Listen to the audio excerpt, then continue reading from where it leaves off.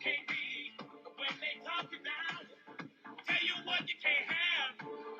They just mad, 'cause they can't have it. It's one thing to be fast, one thing to be strong. It's another whole thing to last long.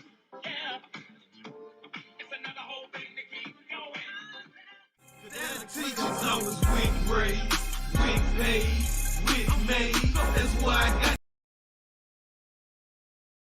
I'm always 10 toes down from the winter to the summer. Head coach of my team, I'm like a trap Tony Dungeon. My swag go ham, y'all swag so baloney. You looking for a fight, well bitch, I'm ready for a rumble. I'm one of the niggas, I am not the one that I'm humble. I'm known to let them cage rip, teach a nigga about that thunder.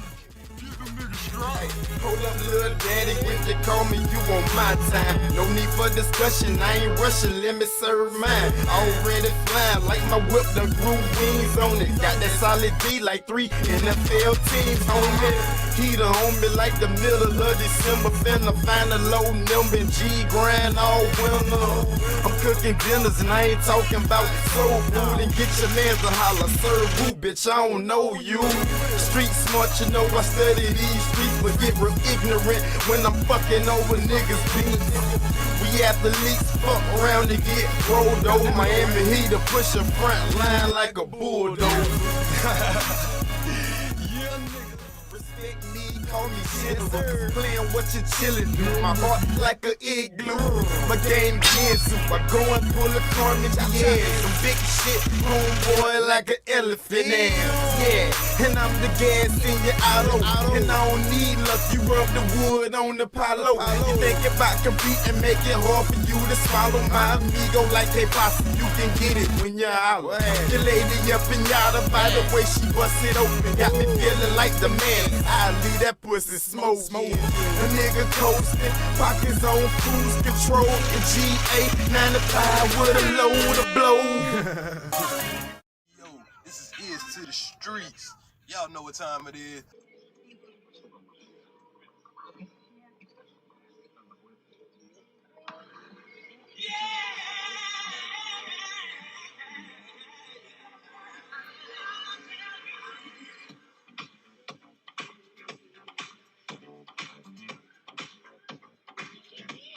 They used to roll with finesse. You remember that? When they was rolling with finesse? They don't do that no more. No, they don't do that no more. Now they just like, we're gonna hit this right, y'all. The next time, your mind's full of a little doubt. Deal with it like this. Get it right, black.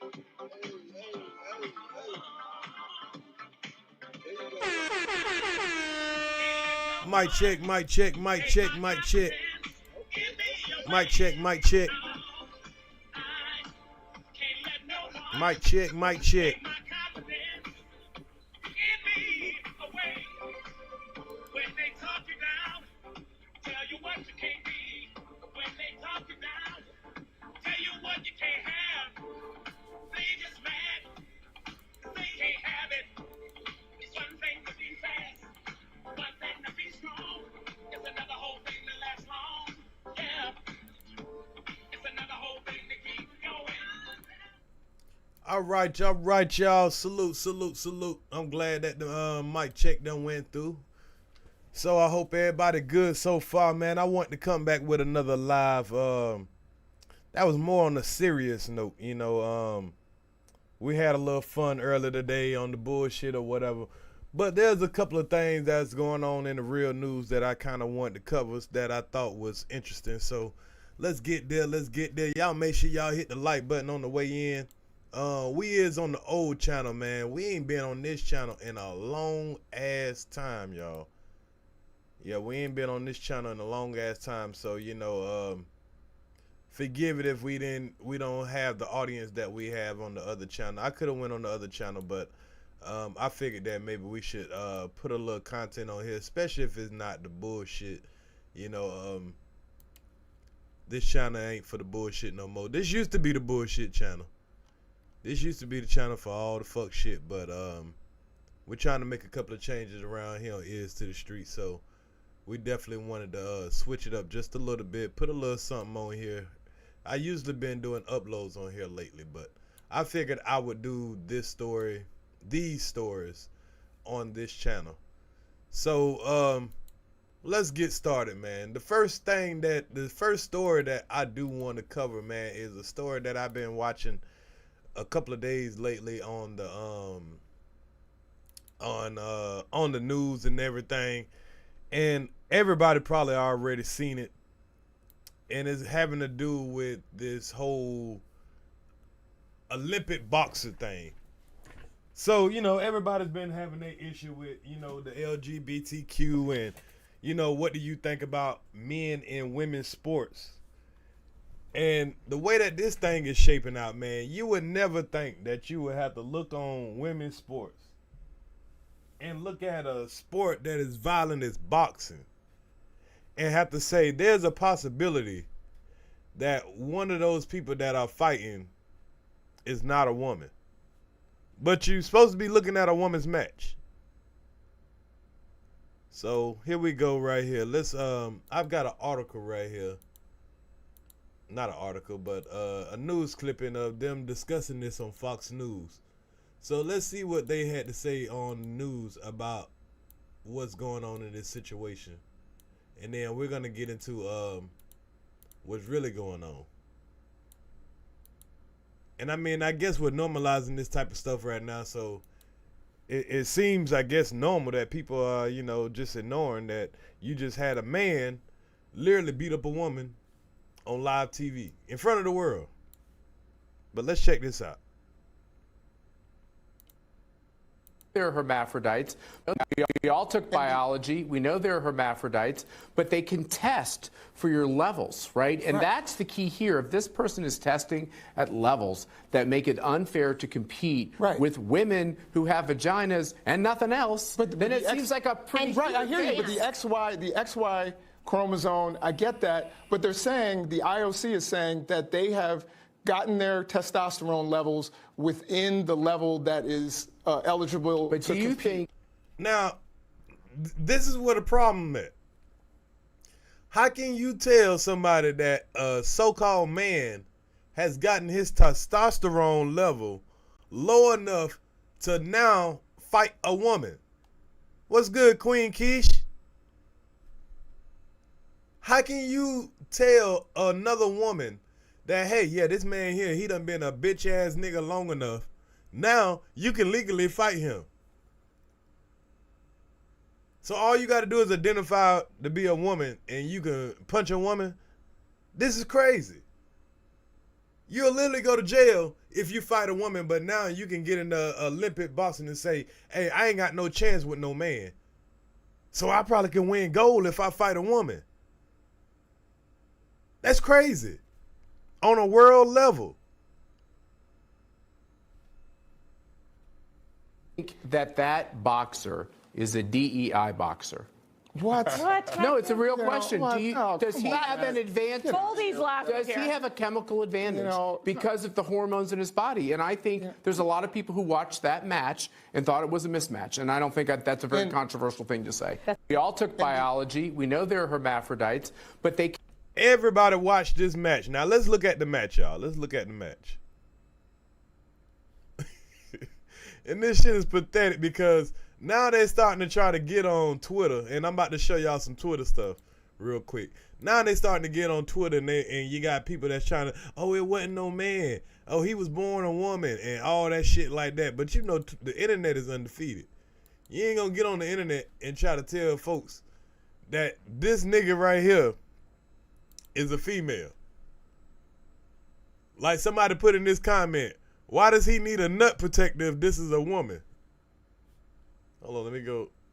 So the European vice president, let me make sure y'all can see this.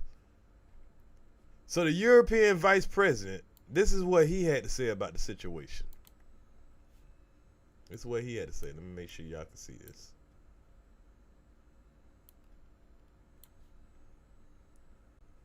Okay.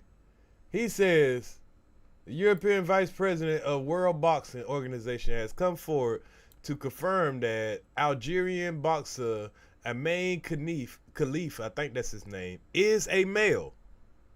So they're acknowledging that this dude is a male. He says he warned the Olympic Committee about several mailboxes in the women's category, but nothing was done. So now everybody's trying to point the fingers. I guess this is the dude right here. Because somebody said there's no evidence at all. Hold on. I seen something where somebody was saying. Okay, let's see what this person got here. Female has a female passport.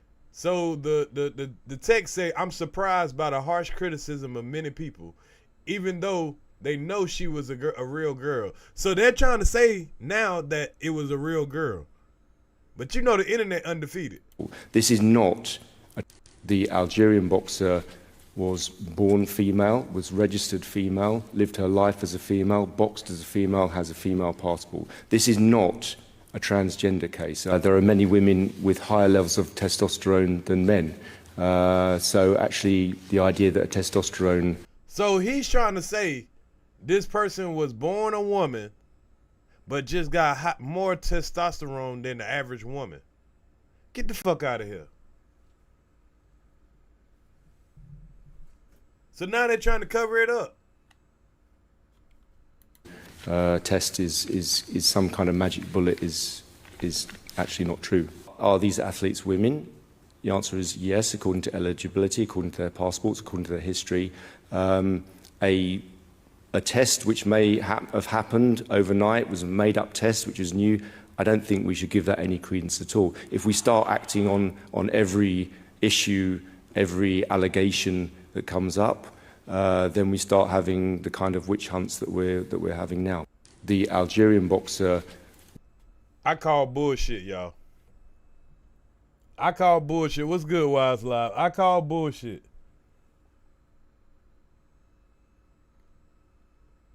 Now, this is what they're trying to put up now, you know, the people in defense. They're saying that this is this little girl. Now, it kind of look like her. They're saying that this is that little girl. I mean, this is the boxer. That's him. But you know, the internet gonna go find this motherfucker for real. If you see this, this is a woman. Seek help. You have a mental disorder. So look at the features of this person. Is this a woman or is this a man? They're saying that this is the same person. They're saying this is the same person. What y'all think?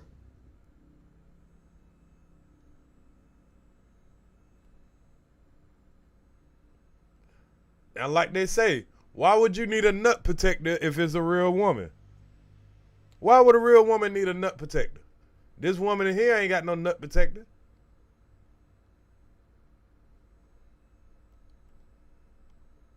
They're saying that this is the same person. I don't know about that. Is this the same person?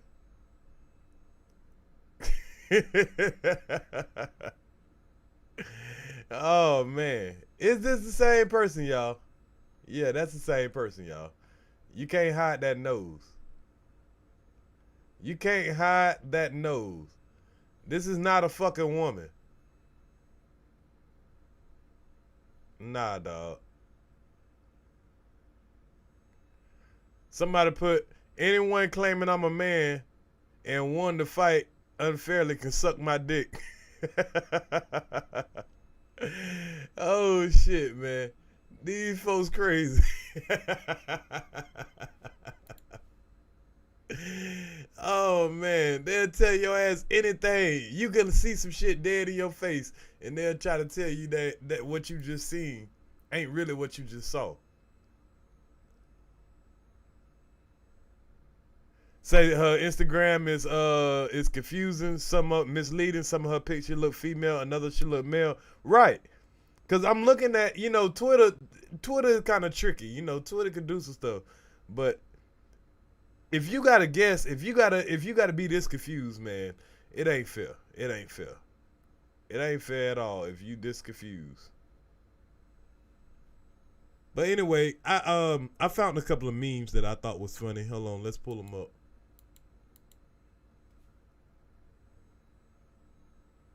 If I could find them again, I might have done put them up somewhere. I can't even find them again.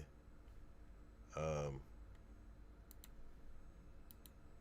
yeah, this was funny.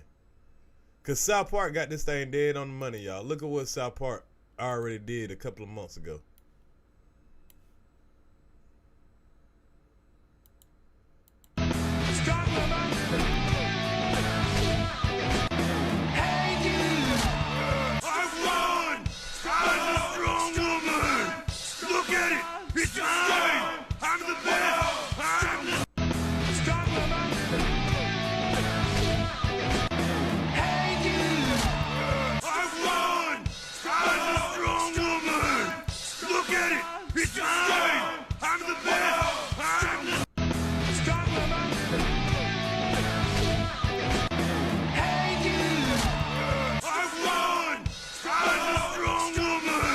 Hey, that's crazy how South Park already was on top of that.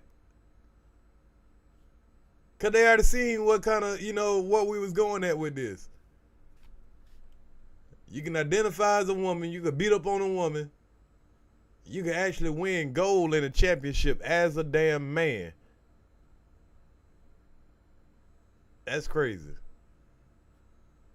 South Park was right on the head with that. Look at it! It's time! I'm the best! This is hitting like a straight nigga.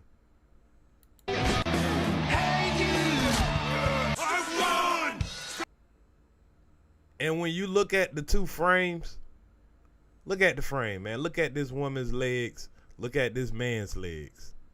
Look at this woman's arms. Look at this man's arms.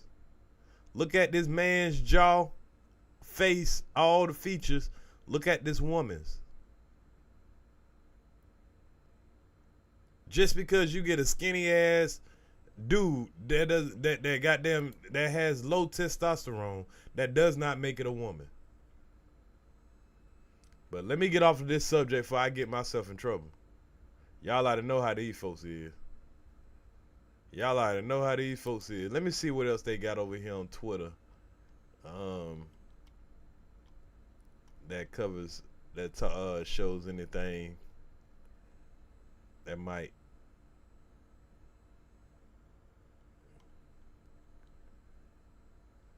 Let me see.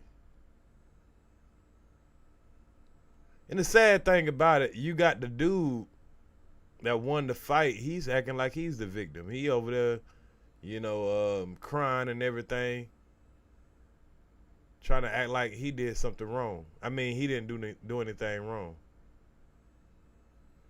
Now, the crazy thing about it, the two guys that are gonna be fighting for, the two people that are gonna be fighting for the championship, both are not identifying as men, but they were born as male. Now let's read this article right here, because the person that he's gonna fight in the championship fight, I believe they're saying that person is male too. Okay, Khalif was one of the two boxers that failed a gender eligibility test ahead of the 2023 boxing championships in New Delhi. So, two boxers, y'all, failed a gender eligibility test, but they supposed to be women.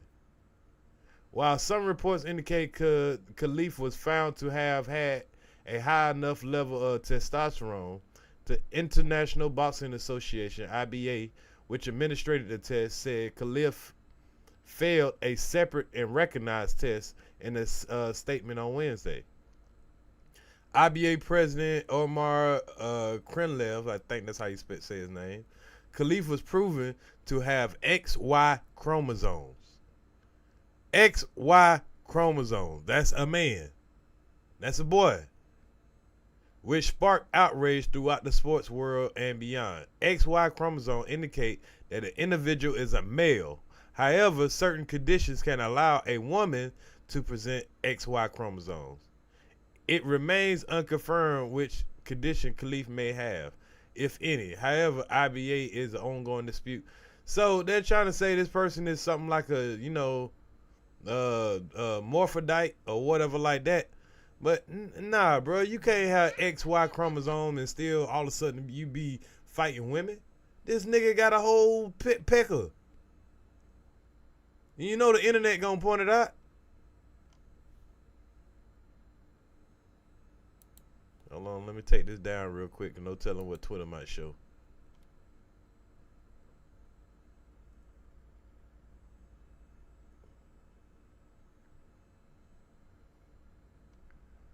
Now I'm trying to find. We got a picture somewhere where it's both. Oh shit! I keep forgetting to take that one down too. Where they got the two people that's supposed to fight. Both of them are males. Hold on, let me see if I can find that picture that I had. The two finalists that are supposed to fight, both of them were the two who failed the test of being a male. Of being a female, I'm sorry. And I don't think I put that picture to the side, so it's all good. We're gonna move on and to the next subject. But that was a crazy moment. Oh, hold on. I got this right here. Here it is. Here it is. I found it. Bam! Look at this, y'all. These are the two people who gonna be fighting for the goddamn world championship. First time in Olympic history, two men will fight for gold in women's boxing. Look at this shit, y'all. This is the other motherfucker that's trying to identify as a woman. Yeah, this is a nigga all in the face. Yeah, this is a dude. This motherfucker got a mustache growing. Look at that. Then they gonna put some braids in the motherfucker hair.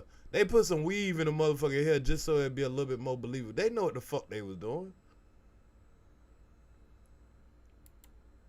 Look at this shit. This nigga adjusting his goddamn... This nigga adjusting his shit before the fight. Look at this.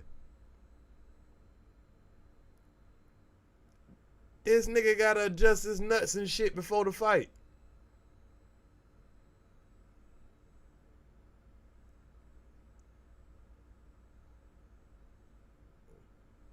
After he done beat up on that girl, man. That shit dead ass wrong. Look at that shit, man.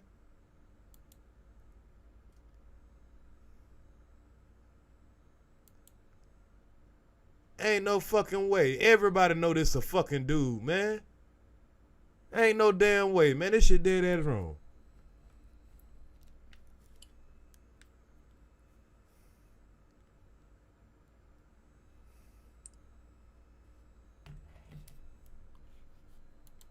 But anyway, man, we're gonna get on to the next subject. Now we about to get into a touchy subject. I don't want nobody to lose they goddamn cool in here. I don't want to lose no subscribers in here. This is just for entertainment purposes. I need to say that. You do that all the time, Melanie Queen? I got you. My bad then. My bad. My bad. That's still a dude though. But like I said, let's get into the next subject, man. All right, so this next subject, this is just for entertainment purposes. Y'all don't get your all in your motherfucking riled up and whatever with your political views.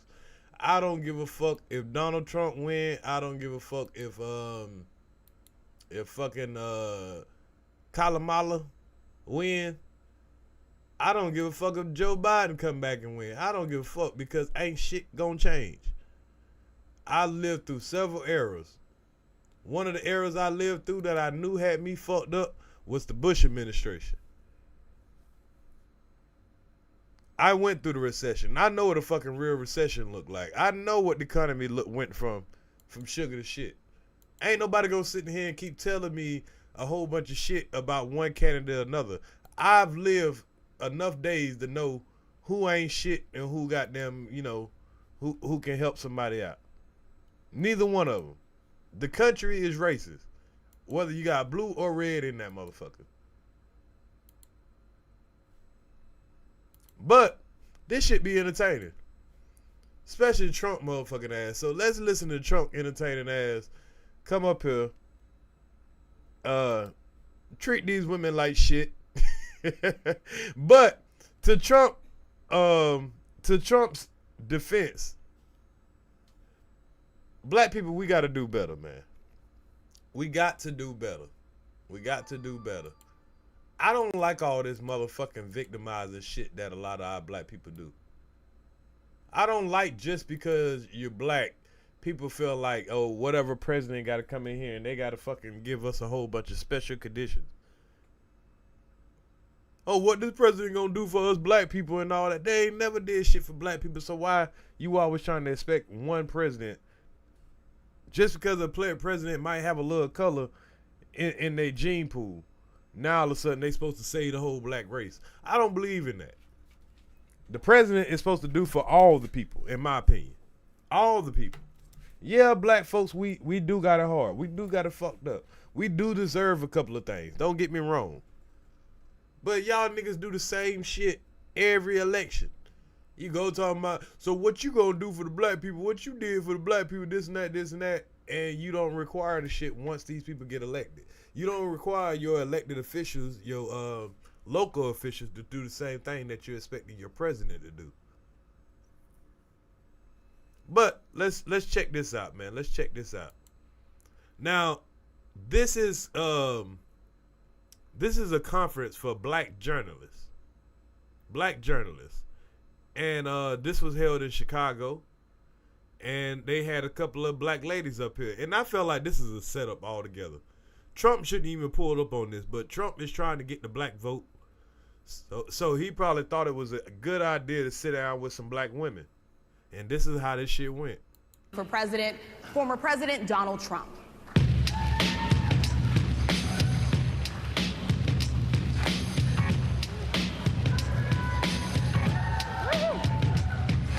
Man, they tried to bring Trump out on some motherfucking old ass goddamn Wayne's brother music. They played Trump with that shit. Yeah, I ain't gonna lie, they kind of started with Trump. I'm gonna agree on that. I ain't gotta be a Trump fan to agree when he's right and when he's wrong. That's where I try to stay at. I try not to like, oh, I don't like this person, so every single thing that they ever say out of their mouth wrong. That ain't ears. Even if I don't agree with somebody, I can tell you where I feel like they right at. Where they right and they wrong. Like I say, there's certain parts of Trump that I like. And there's parts of him that I don't like. I think he's a great businessman. He's a good man, know how to goddamn get what he need. He know how to get what he want, get what he need. He don't take shit. I ain't mad at that. It's just that I think that there's better people for president that we could have chose to be the leader of the free world. Him personally, I think he's hilarious. Shit. I just think the job of president is not for him. You know what I'm saying? That's my thoughts. The job of president is not for him. It's not for Joe Biden.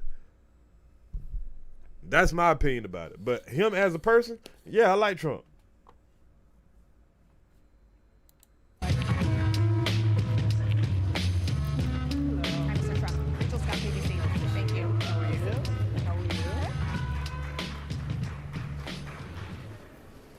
Mr. President, we so appreciate you giving us an hour of your time. I want to start by addressing the elephant in the room, sir. So Trump's supposed to come on here and give these folks an hour of their time. But Trump gonna say something that, hey, they can't do nothing but respect it. Now, think about this, y'all. You got the president of the United States, the former president of the United States. You have the chance to sit down and ask this man any question about what policy he might have, about what he can do for, you know, certain things or whatever. I suggest that I would think that these educated black women that are sitting here, they will take this time and ask this man the most important question that will, you know, that will benefit our country. That's what I was expecting out of this sit down. But we didn't get that. A lot of people did not think it was appropriate for you to be here today. You have pushed false claims about some of your rivals, from Nikki Haley to former President Barack Obama, saying that they were not born in the United States. Already the first question is bullshit. I don't like how she came at Trump out the gate. I'm not the biggest Trump fan, But you got a chance to question the presidential elect, and this is the first thing you come at this man with. Get a man a softball question. Like, come on now. Give him a softball question out the gate. Ask him something about the economy. Y'all go straight to the drama. This is what I don't like about black folks sometimes. They went straight for the drama, y'all. Straight for the drama. Which is not true. You have told 4 congresswomen of color who were American citizens to go back to where they came from. You have used words like animal and rabid to describe black district attorneys. You've attacked black journalists, calling them a loser. I don't like this already. You get 3 educated women on the goddamn panel, and first thing they go to, oh, you said this, the black.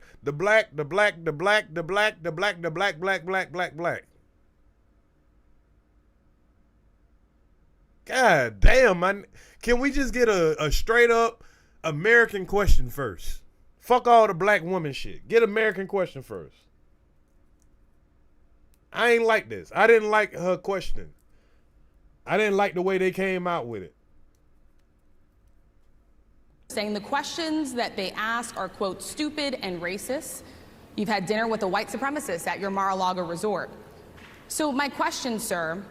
These are too many. See, this is what I felt like the other day when I seen Sis talking to Kwame. I'm like, bro, you doing too much. You putting too much out there for the man to answer. Like, make the shit simple. Use the KISS method. You throwing out too many statements there and then say, well, oh, you did this. You said this about a black woman. You said this about a black woman. You did this to the black person. You said this, that, this, and that. Now I got a question. So a person just had to soak in all those insults. Be quiet while you throw all that bullshit out there. Nobody likes that. But salute to Trump for being patient. But he about to kind of fuck him up. Now that you are asking black supporters to vote for you, why should black voters trust you after you have used language? I cringe every time she say the word black. Is it just me? Did she say black too many times in the first opening statement, or is that just me? I mean, I love my black people. Yes, I want some, some change, all that shit. But it's like sometimes we do too goddamn much at the wrong damn time. She used the word black way too many times in the first fucking sentence.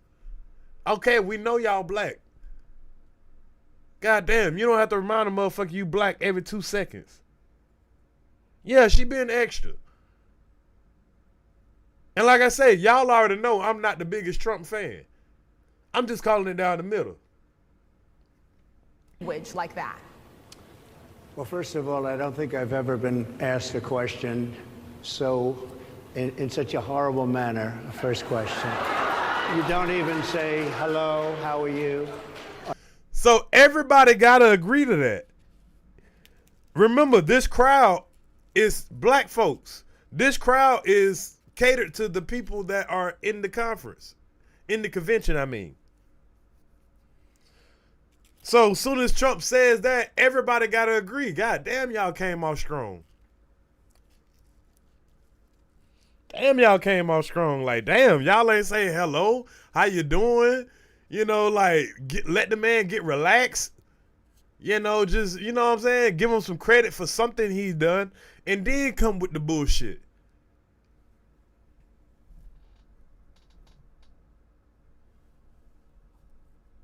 Are you with ABC? Because I think they're a fake news network, a terrible network. And I think it's disgraceful that I came here in good spirit. I love the black population of this country. I've done so much for the black population of this country.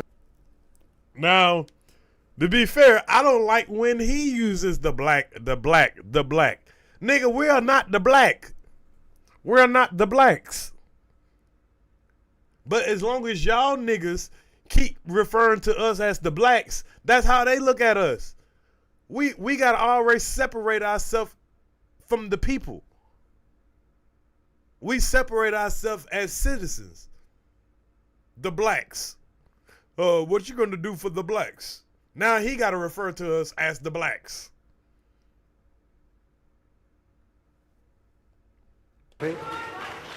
Including employment, including opportunity zones with Senator Tim Scott of South Carolina, which is one of the greatest programs ever for black workers and black entrepreneurs.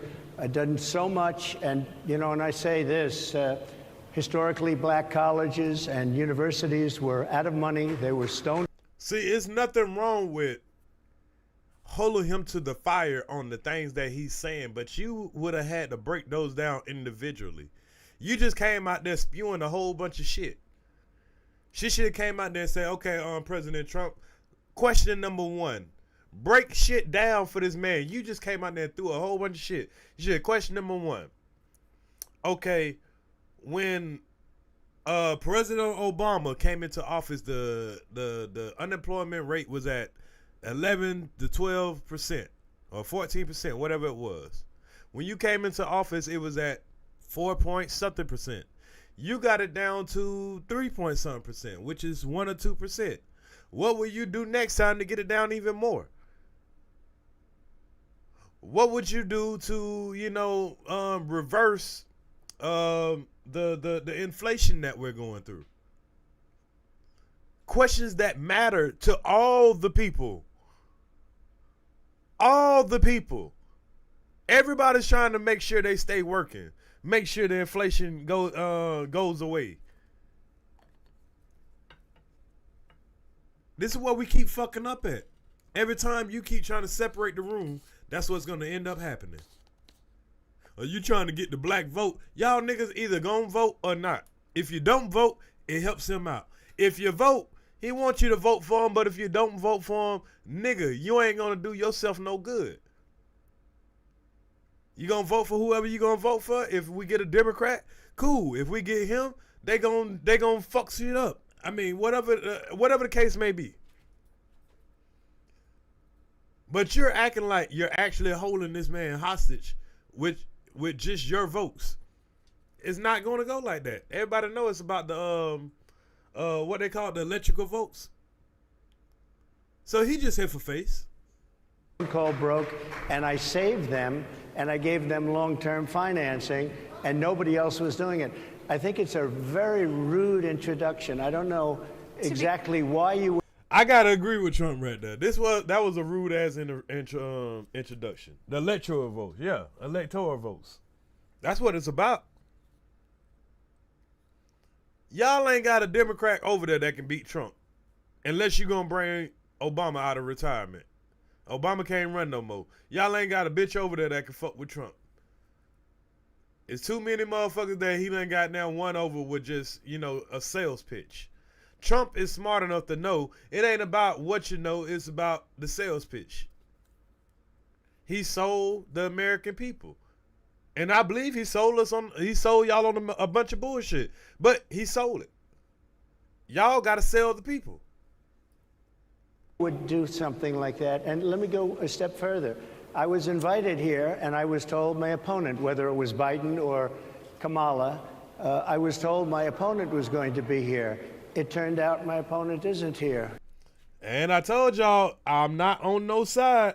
Don't come in here thinking I'm on Trump's side. Don't come over here thinking I'm on the Democrat side. I just call it how I see it.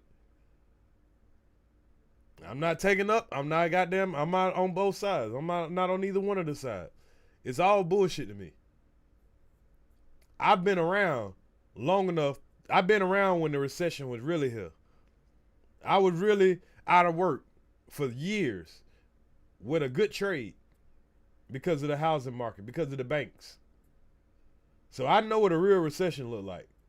Nobody ain't gonna sell me on, just because it's a red that is gonna know. Every time a red got into that office, there's been so many wars that we suffer just as much as we do as right now when we're going through inflation. So neither one of the parties have done anything to benefit a person like myself. I was told that I should vote in my best interest. She asked them questions that a lot of people want to know. She did, but she asked them all in one, in all.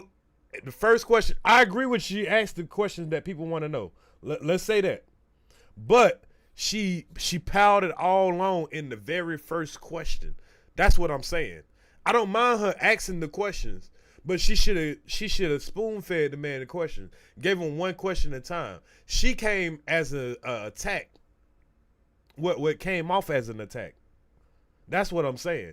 I don't think her questions was bad. They shouldn't have just been what's the word I'm looking for? They shouldn't have been cluttered like that. They shouldn't have been. She shouldn't have made all those statements before she asked the actual question first. I feel like she should have came with something that was very common, very, very basic to all the people first, instead of coming out black, black, black, black, black, black, black, black, black. The woman said like black. She said black probably 10 times in the first sentence. That's all I'm saying. Avado kid. The questions wasn't bad. It was just too much out the gate. You invited me under false pretense, and then you said you can't do it with Zoom. Well, where's Zoom? She's going to do it with Zoom, and she's not coming. And then you were half an hour late, just so we understand. Oh, shit.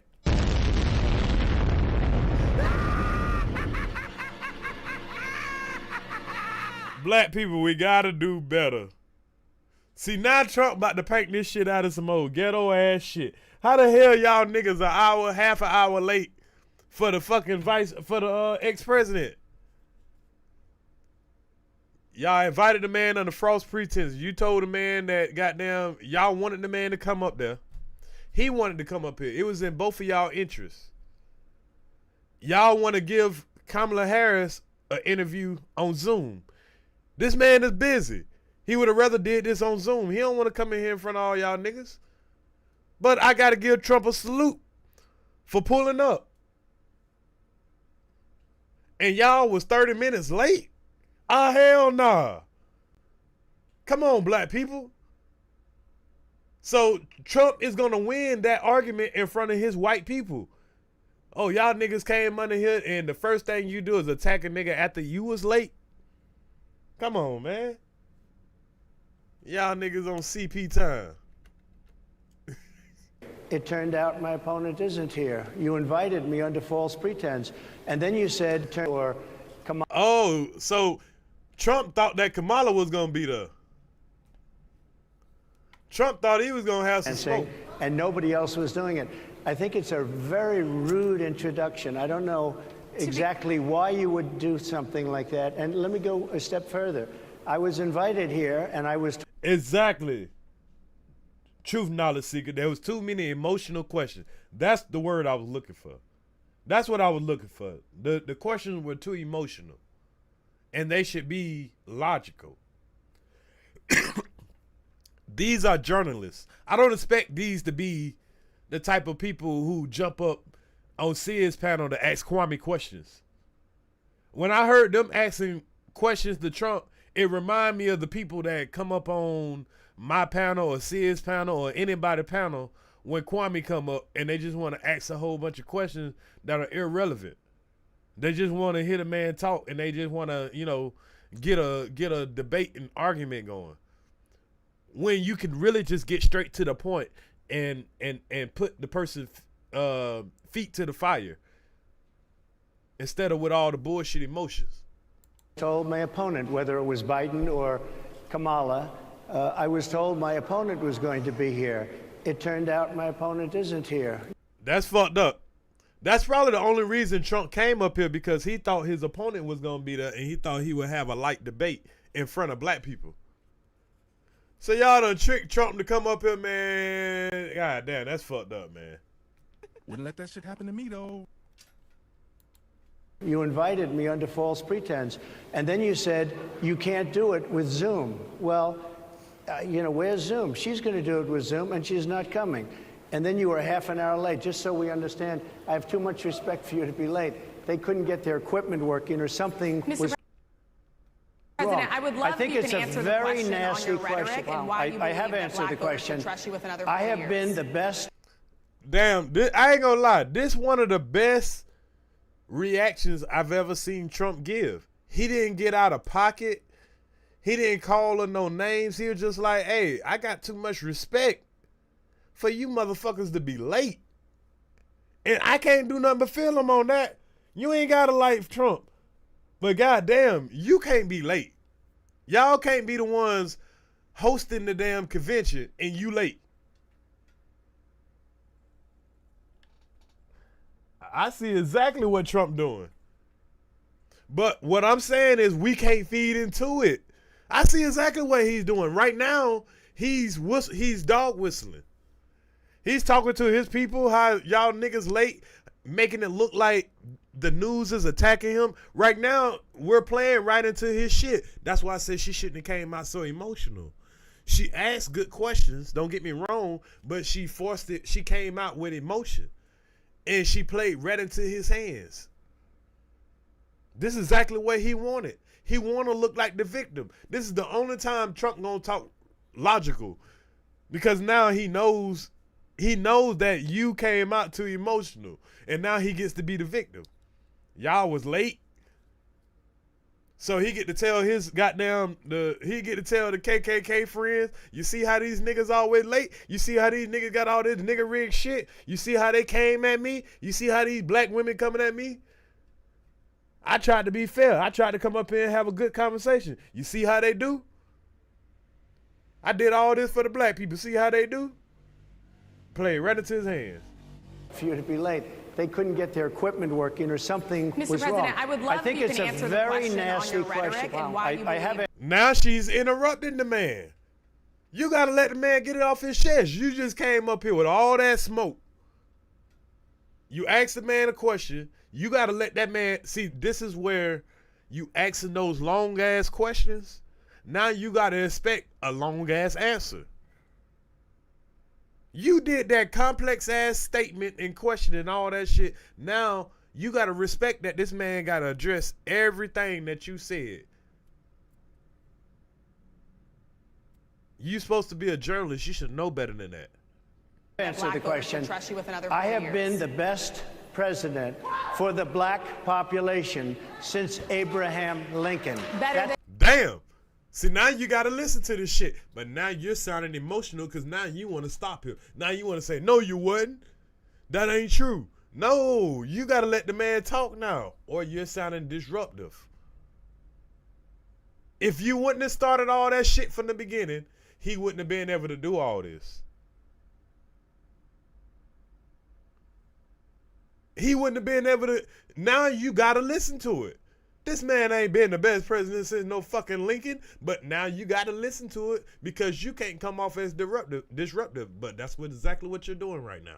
That's my answer. Better than President Johnson, who signed the Voting Rights And Act. for you to start off a question and answer period. See, and she immediately got offended. Better than the president that signed the Voting Rights Act. Better than the president that signed the Civil Rights Act. Better than, there's plenty of presidents that have done monumental shit that you can challenge him on. But he's in his bag right now. You fucked up coming out here with all that emotion. Now you done started some shit that you don't want to get into with this man with. For the black population since Abraham Lincoln. That's my answer. Better than President Johnson, who signed the answer. Voting Rights And Act. for you to start off a question and answer period, especially when you're 35 minutes late because you couldn't get your equipment to work in such a hostile manner, I think it's a disgrace. Let me just ask a follow-up, sir, and then we'll move. Damn, Trump fucked y'all up out the gate. You came off with all that smoke after you was 30 minutes late. If you was on time, you might have could have did that. But you can't do that after you 30 minutes late because your shit fucking up. Nigga, I'm the ex-president of the United States. Regardless of what you think about me, you got to respect my motherfucking time. Regardless of how you think about Trump, you still got to respect his position. And to be black people 30 minutes late, come on. And you got the ex-president coming? Come on now. Come on, man. I got to put a boots on for that. Hey, bro, come on now, dog. Come on, man. Now you got to let Trump have this shit. Got to let him have it. Move on to other questions here. Some of your own supporters, including Republicans on Capitol Hill, have labeled Vice President Kamala Harris, who is the first Black and Asian American woman to serve as... Why? President-elect Kamala Harris. That's all you had to fucking say. Everybody already know she's a woman. Everybody already know she will be the first woman. Everybody already know she partially black. Why do y'all do this? Why do they do this to us, y'all? Why? Just make this statement. President-elect, your opponent, Kamala Harris. When you talk about Hillary Clinton or when you talk about Joe Biden or whatever, you don't have to say the oldest white president, the only white president to do this. Like, black people kill me with that shit. Just speak of the lady as the lady that's running. Leave the black shit out of there. Y'all give these motherfuckers too much goddamn race debate. In my opinion.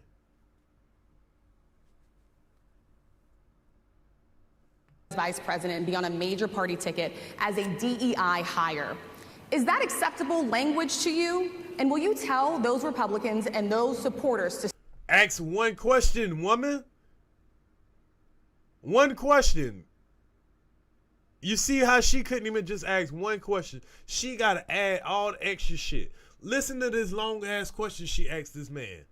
And she has to throw black in there. Black and race in there. On to other questions here. Some of your own supporters, including Republicans on Capitol Hill, have labeled Vice President Kamala Harris, who is the first Black and Asian American woman to serve as vice president and be on a major party ticket, as a DEI hire. Is that acceptable language to you? And will you tell those Republicans and those supporters to stop it? Who gives a fuck? This is one of those Kwame questions. Will you tell them to stop saying stuff about Kamala Harris? They say she a DUI hire. Will you stop telling them to say that? Those your friends. Man, fuck that. You got a chance to ask economy questions right now. You want to know what a person gonna do for the black community or whatever? You have a chance to ask that right now, and you don't even have to put black in there. You could just say what a person doing for the community, for the economy. Ask about something going on in overseas in the war or some shit. You want to know what he think about what other people said. Come the fuck on, black folks. God damn, this shit pissed me off. These are our educated sisters right now. This is a game. This got to be a play. I know it's an interview, but if you're going to interview the ex-president of the United States, the president-elect, come on now. Ask him about some of the shit he did last time he was president. How do you define DEI? Go ahead. How do you define diversity, equity, inclusion? Okay. Diversity, equity, inclusion. The Republicans referred to Kamala Harris as diversity, equity, inclusion, meaning they only chose her because she black. Who gives a fuck? Yeah, go ahead. Is that what your definition? That is give me a literally definition the words then. Would you give me a definition DEI. of that? Give me a definition. Sir, of I'm that. asking you a question, No, a you very have to direct define question. it. Define it for me, if you would. I just defined it, sir. Do you believe that Vice President Kamala Harris is only on the ticket because she is a black woman? Well, I can say no. I think it's. Who fucking cares? This is the black women. They want to make something about somebody being a black woman. You think she's only on the ticket because she's a black woman? Well, goddamn, if out of 100 and something years, she's only on the shit because she's a black woman, well, about fucking time. They only on the goddamn ticket because he's a black man, a Barack Obama. So the fuck what? Goddamn. If she wasn't a black woman, then say Elizabeth Warren would have came up and they would have put her in the seat. Is Elizabeth Warren only on the seat because she's a white woman? Why couldn't it have been a black woman? God damn. You can never satisfy niggas. I know white people got to be frustrated with niggas because I be frustrated with niggas.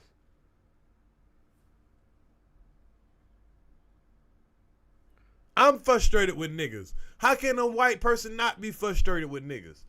Because he got to be thinking the same thing. Damn, nigga, y'all got a chance to ask me anything in the world right now. And you asking me about what another motherfucker said?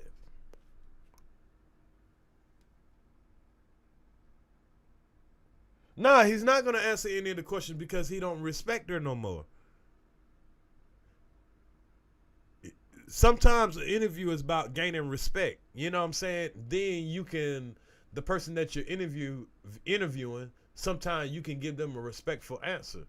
But if you feel like a person playing with your top, now you're going to start playing with their top. And I felt like when she played with his top out the gate, plus not her, but whoever's in charge of this event, not being on time, not being professional and all that stuff like that, you can rub a person the wrong way and not get the kind of answers that you was expecting.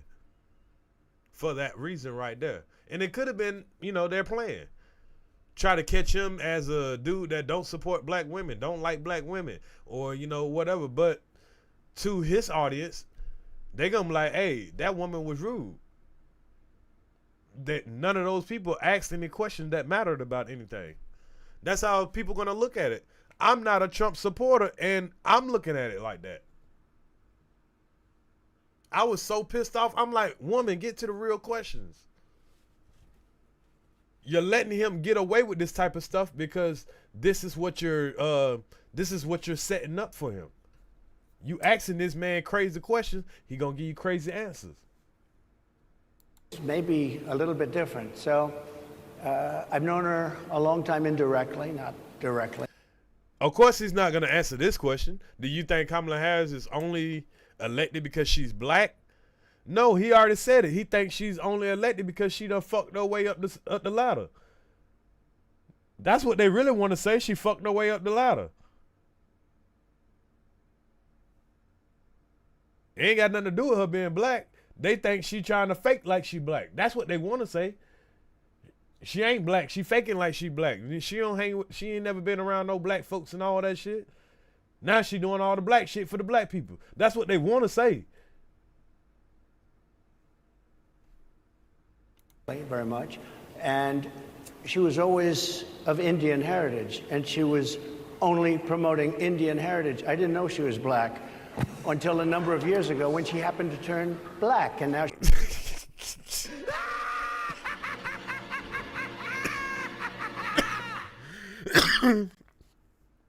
Y'all can't tell me that shit wasn't funny.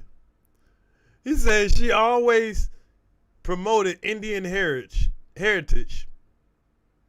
Then all of a sudden now I ain't know she was black. Now all of a sudden she black.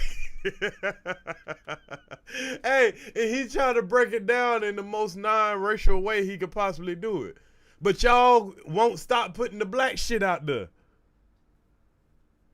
a long time indirectly, not directly very much. And then this man said, I've been knowing her for a long time indirectly. I've been seeing what she's been campaigning on. Everything she's been campaigning on is of her Indian heritage. And there's nothing wrong with that. That's still, somewhat a black. But now, y'all want me to accept her as black. And he wouldn't be keeping it real if he would act like he didn't know that. That's what she been about the whole time. What's good, Ashu? Only on the ticket because she is a black woman. Well, I can say, no, I think it's maybe a little bit different. So I've known her a long time indirectly, not directly very much. And she was always of Indian heritage, and she was only promoting Indian heritage. I didn't know she was black until a number of years ago when she happened to turn black, and now she wants to be known as black. So I don't know. Hey, see, this is why you don't keep doing this black shit, because now you force this man to have to repeat it, and it sounds so much worse. Y'all the one want to keep asking, do you think that she's only voted for because she's black? And I'm like, well, shit, I didn't even know the bitch was black. She always been goddamn Indian. Now y'all want the bitch to be black? Y'all need to stop this shit. And now y'all got to make Trump sound racist because of the shit. Which he probably is, but still. Now she black. Is she Indian or is she black? She is always. He said she Indian and she black. You got to make up your mind. Always identified as a black woman. She went to a historically black college. I respect. Okay, so the lady is trying to, say she went to historically black college. Hold on, man. I'm about to fact check that shit. What college did Kamala Harris go to?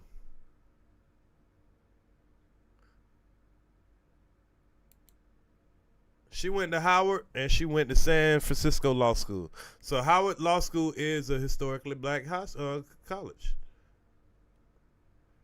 She joined the Alpha Kappa Alpha at the same time as Harris. Oh, my bad. That's a Jill Lewis. My bad. So you got to give it to Kamala Harris now. She went to a historically black school. She felt black. She identified with her black side a little bit. Says she's American. Let me see what her race is. Now y'all you gotta give that to her now. She went to Howard now. She went to the same school as P. Diddy. Y'all gotta get that to her now. She went to a HBCU school now. Well, no, is Howard a HBCU? Yeah. Please forgive me if I'm asking a dumb question. I didn't go to college. Either one, but she obviously doesn't, because she was Indian all the way, and then all of a sudden she made a turn and she became a black person. Just to be clear, sir, do you believe? This nigga says she became a black person. Hey, everybody came there just to laugh, man. And that's the thing about it. You can make a motherfucker laugh, you're voting as president. I think somebody should look into that too when you continue in a very hostile, nasty tone. It's a direct question, sir. Do you believe that Vice President Kamala Harris is a DEI hire, as some Republicans really don't have know. said? I mean, I really don't know. Could be. There are some, and there are plenty. I know this lady right over there, Harris, is a fantastic person who just interviewed me at length, and we had a great interview, I think, and I heard you got very good ratings on that interview. You told me it was the longest. This woman here can't control her emotions. Who the fuck appointed her out here? She can't control herself. Will you please just answer that question? Do you think she's a DEI hire? The man said, I don't know. Possibly. Shit. I don't fucking know. You want me to say yes or no? I don't fucking know. Possibly. It happens. And we're not mad at him for saying that. Stop trying to act like the woman was 100% qualified. There was other people that were qualified for that vice president job. We don't know why the fuck she got it. And we don't think that she's the best candidate for president, but shit, we just glad it ain't Joe. There's a lot other people that I think that they could have had over there in that Democratic Party or the Independent Party that they could have had take Joe Biden's place. If they could have did this the whole time, why the fuck wait so damn late? Y'all could have been replaced Joe Biden. It's crazy. All y'all got to do is just swap that motherfucker out. Man, please.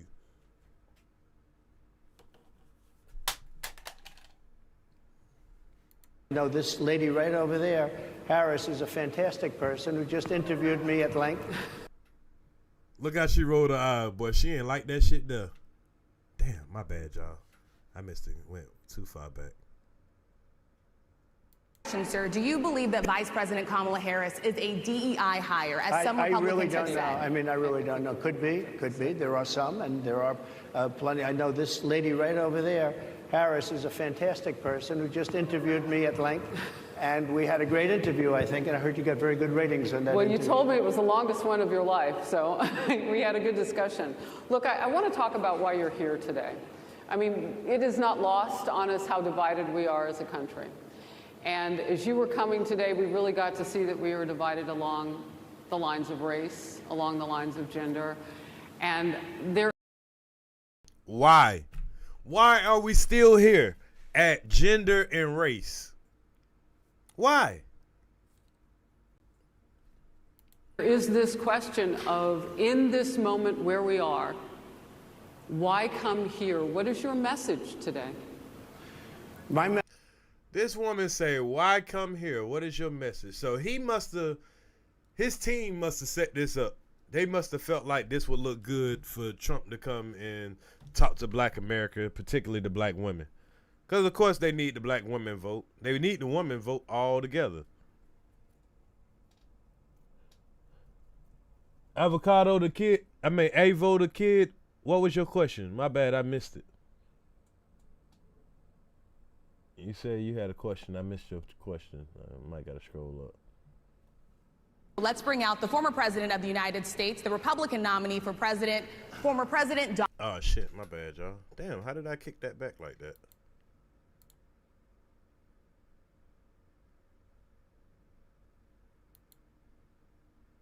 And people who are seeking counseling for being that plural, because we live in communities of other countries are, and frankly, that happened, but one of the big. And there is this question of, in this moment where we are, why come here? What is your message today? My message is to stop people from invading our country that are taking, frankly, a lot of problems with it. But one of the big problems, and a lot of the journalists in this room I know and I have great respect for, a lot of the journalists in this room are black. I will tell you that coming from the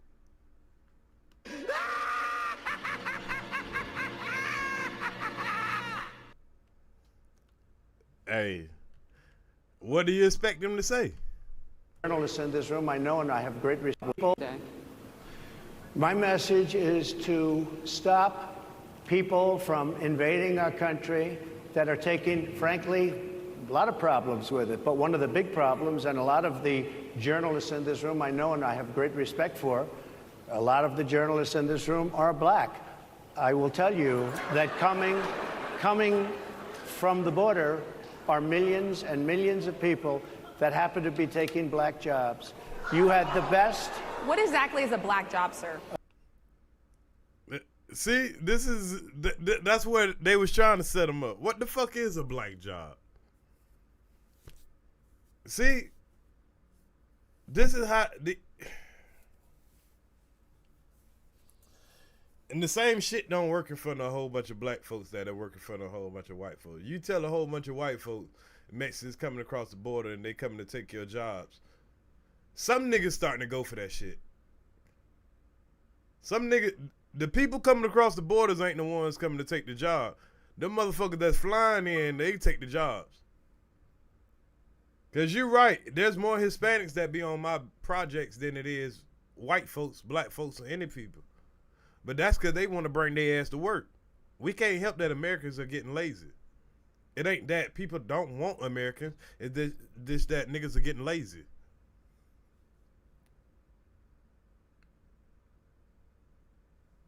They won't take your job if you want it. Trust me. A black job is anybody that has a job. That's what it is. Anybody. Hey, Trump fixed that shit real quick. He said a black job is anybody that want to have a job. He had to clean that shit up real fast. People that happen to be taking black jobs. You had the best. What exactly is a black job, sir? A black job is anybody that has a job. That's what it is. Anybody that has a job. All right. And they take. That's black. Anybody that has a job, that's black. Oh, shit, man. She said, what the fuck is a black job? See, this the thing that people don't like to do. They don't like to call him when he make stupid ass comments. But if Joe Biden would have said some shit like that, they would have been all over Joe Biden's head. That nigga said a black job. President, They're can I- taking the employment away from black people. They're coming in and they're coming. Just from black people, though? They're taking employment just from black people? Let's just say they're taking employment from all Americans. If you're going to say that. Now it's just a fear factor thing. Now it's from black people. In, they're invading. It's an invasion of millions of people, probably 15, 16, 17 million people. I have a feeling it's much more than that. And everybody's been seeing what's happened. The first group of people, the black population, is affected most by that. And Kamala is allowing it to happen. She's the border czar. She's the worst border czar in the history of the world. There's never been a border czar like this. She's never even essentially been. She said she was there once, but not the right part of the border. So she was a border czar. She's done a horrible job. These people are coming into our country, and they're taking black jobs and Hispanic jobs. And what? Hold up. What? Hold up, bro. Hold up. How are the Hispanics taking Hispanic jobs? Hey, bro, come on now, dog. Come on, man. This nigga say they come across the border, they're taking black job, they're taking Hispanic job. They are the Hispanics, sir.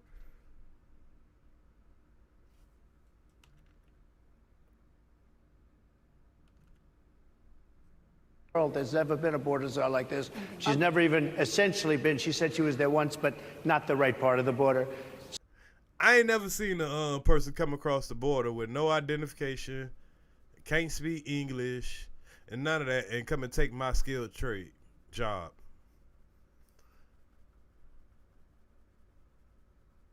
Nah, because I've been here in the land of freedom for way too long, where I know the rules, the regulations, I know how to fill out the application, I know all the means, I got all the means necessary, I got all the, education.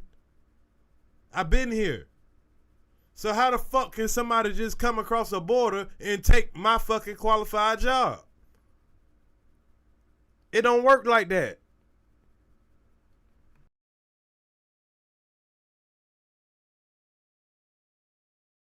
It just don't. That shit sound good, but come on now, we gotta stop calling bullshit. So she was a border czar. She's done a horrible job. These people are coming. Even if you pay them less, you can't pay somebody less to do something that they just don't know how to fucking do. I'm just saying. Now, you can do this. Now, I have seen this now. I have seen people come from other countries, come over here, not have paperwork or whatever, and they work with crews and they get certain work done. That don't mean that there's not a job for you, though. They got a job too, but there's still work for you if you want to work. That person ain't taking your job. We got enough jobs for everybody at this point. Your ass just need to work. There's plenty of work out there. It ain't enough workers. That's the problem right now. It ain't that somebody taking the job. It ain't even enough fucking workers. Hell, you need some of these motherfuckers. Let them motherfuckers work in the goddamn cotton fields and the goddamn orange fields and shit for 5 years and then give them asylum. Shit, make some money off their ass like you did to black folks. I mean, they can get paid. Don't get me wrong, but why sit here and fight something that you can't stop? Adapt.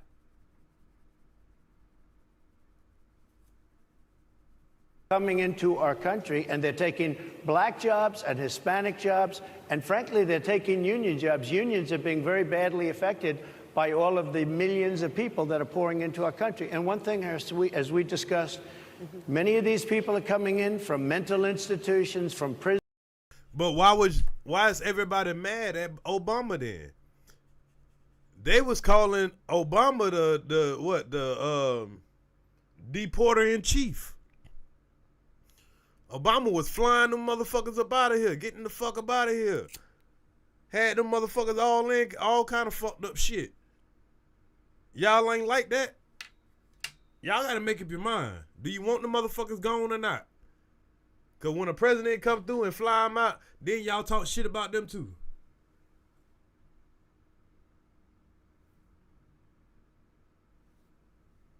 Prisons, from jails, they're gang members in other countries. Other countries are setting loose their prisoners, they're opening up their prisons and their mental institutions, and they're taking their bad people, drug dealers, gang members, and they're bringing them into the United States. And by the way, their crime rate is going down, and our crime rate is going to be a disaster. Mr. President, I want to get into... Shit, our crime rate is already a disaster. A nigga just tried to blow your fucking head off. And speaking of that, where the fuck is the mark? Where is the burn, the evidence that this man just got his ear shot off? How do a nigga ear heal in a week and they just got their ear shot with a motherfucking rifle? Ain't a burn mark, ain't a scab. Nothing. Man, I tell you what. How you address some of the issues with black communities. And I say that plural because we live in communities of color that are different. We're not all the same. We don't vote the same. We don't think the same. It's not monolithic. So as you come here today, I want to talk about something that bursts. And this is the weight of the inflation on this country right now. The nonprofit Money Management International recently released data from its mid-year analysis that we have found a 52% rise in people who are seeking counseling for being in credit debt. They're paying... What? 52% rise in people in counseling about being in credit debt? Come on, man. Hey, bro, come on now, dog. Come on, man. Paying for food that is sky high on their credit cards, and now they can't pay that off. The credit counseling nonprofit MMI, as I said, is saying now that they've seen surges that they haven't seen since we were in a pandemic of people in financial trouble. Much of that falls... Why do y'all go into these complicated ass questions with Trump when you know this nigga is not gonna answer your question? He already got an answer for you that ain't got shit to do with this question that you asking. This is a waste of your time. Use the KISS method. You can get way more done by using the KISS method with a person like Trump. This woman, listen to how long this fucking question is. Even I don't know how to answer this goddamn question. I'd be like, God damn, my nigga.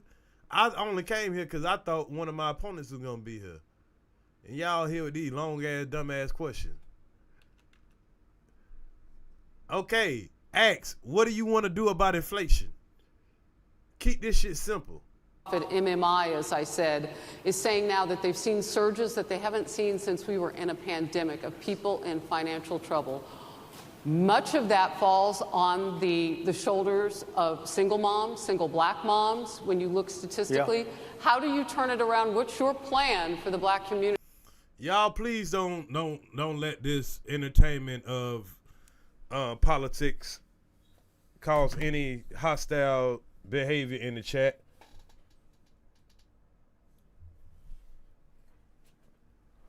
Everybody here is to support the content. We're not trying to run anybody out because of political views. This is only for entertainment. Whoever you vote for, go vote. It's your right. Whoever you think is doing the right thing, that's your right. Everybody live different lives. Everybody is not living the same life. You might make a certain amount of money and it might make sense for you to vote Republican. It might help out your pockets. You might live in a certain demographic where Republican fits your best interest. You might live in a way where a Democrat might fit your best interest. You might be, needing federal assistance, or you might be LGBTQ and you feel like, your rights would be protected by certain, like everybody lives different lives. So nobody's dumb or stupid for voting for what's in their best interest or believing in what's in their best interest. In my opinion, we never gonna I'm pretty sure we have some brilliant minds in this country. But those aren't the people that we have to in front of us to select to run our country in the best way. We are presented with idiots. We're given puppets. We're given some people to fight over and argue over that won't be doing anything when they're in the office. There's a whole team of other people that's doing the work. They're just the face of it. So there's no use of people in real life, the citizens, the people who make the difference, to be arguing and fighting about these puppets. Give our opinion, go along with the entertainment, and do what's best for you in your life. Let's bring out the former president of the United States. Damn, I don't know why the fuck this shit keep going backwards. They want to make the rest of the country. No memory and decision. And sometimes, by the way, in Chicago, as an example, the fighter. So I was running against a disaster, and it's destroyed. Inflation is a disaster in our country. Inflation is a country buster. It breaks every... Okay, so this is his answer to her inflation question. Now, this is what he's going to do. He's going to filibuster. Country, and we had, in my opinion, the worst inflation we've had. They say it's 58 years, but I think it's much more than that. It's been devastating. And if you just take a look at a lot of things they don't include, like interest rates. Interest rates went from 2.4% to 10%, and you can't get the money. People can't buy houses. They no longer have the American dream. Now, that I agree with Trump with. See, they're not even getting into the details of what they should have been getting into. And I can applaud Trump for right now giving a detail of what's hurting the American. Not the black person, an American. Yeah, we got inflation, and then you have interest rates. That's what's hurting everybody, not the black person. Let's think about everybody for a second. And black people, you need to do what you have to do in your black household, in your community, to help your black ass. Young people, young black people, they don't have the American dream anymore. They can't buy a house. They can't borrow the money because of the cost of the money. They can't buy it because of the cost of housing, because of the cost to build it, because of inflation. Inflation is a disaster, and it's destroying our country, and it's destroying the black community probably as much or more. So what do you do? Than any. What's your plan? You know, how do you cut this man off when this man is, you can tell he's finishing up his sentence, but that's rude as fuck to not let this man finish what he was saying right there. That's one of the few times where I felt like he was making sense and he was landing his plane.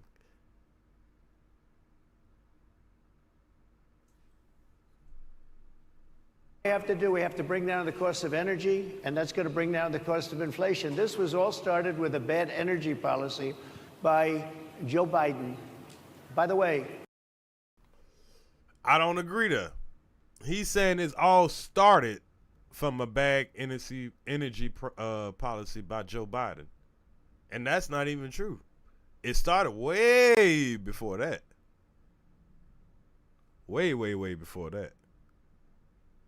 The minute we went into goddamn Iraq and we started fighting this motherfucking Iraq and Afghanistan war and all that shit been going up ever since. It's just been gradually going up, and now we at where we're at right now over a 15, 20 year period.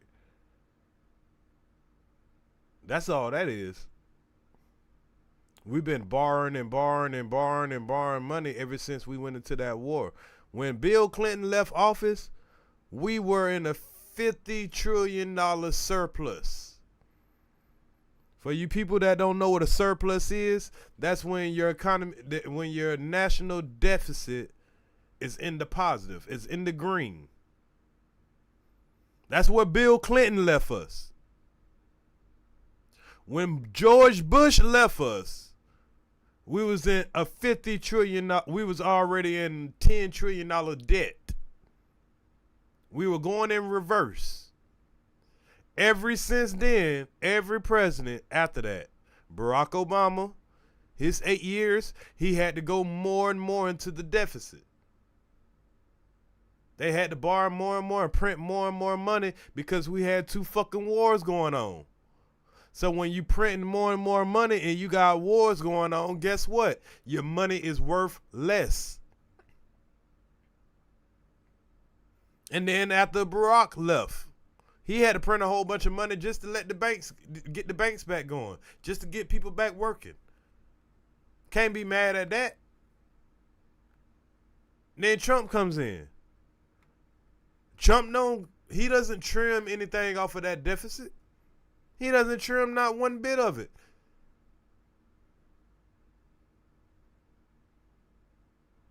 He goes deeper into deficit. So guess what? More inflation. Then you got Biden come along.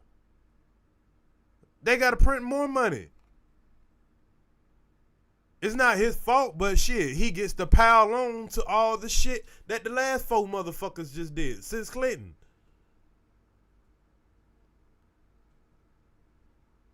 So you can't just blame the last person because you had fucking 12 years. I mean, you had goddamn what? Obama was in office 8 years and Bush was in office for 8 years. It's 16 fucking years plus Biden and so you got 24 years of this shit bubbling. Since Bill Clinton left office, you got 24 years of motherfuckers going to war, war after war after war. Every time one of these Republican presidents got in there, there's another fucking war going down. There's more money going into the military than going into education, than going into agriculture. The tariffs that we putting on China and all these other countries or whatever. Trump know exactly why this inflation started. Motherfucker, you don't remember the motherfucking tariffs that you was putting on the farmers?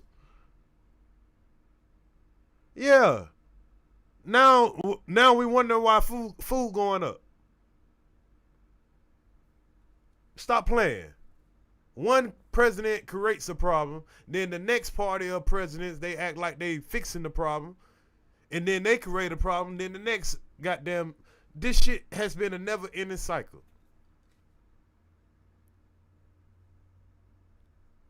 Yeah, Bill Clinton had the little crime law shit that a whole bunch of people pissed off at, but then the man left out with $50 trillion in the green. Nobody talks about that. What you did for your black people? Well, nigga, if you're selling crack, you might go to jail. I'm just saying. We all know it's a setup because that's what the Republicans did. They put it in the street, so when the Democrats came, they put your ass in jail for it. They all working together. What did you do for yourself, though?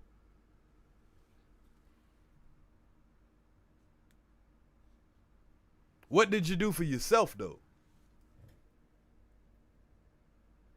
It's all business. It's the American business. They don't want you. They don't want you having abortions and all that shit. Why not? Because motherfucker, every time a child is born, that's another check for them. The debt that we owe. We got another slave born every day, every second.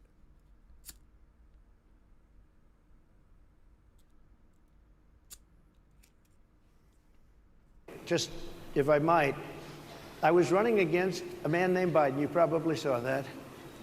And he was losing very badly in the polls. And then he had a rather bad debate. I would say it was a bad debate. I would say it was one of the worst debates in history. And his poll numbers crashed.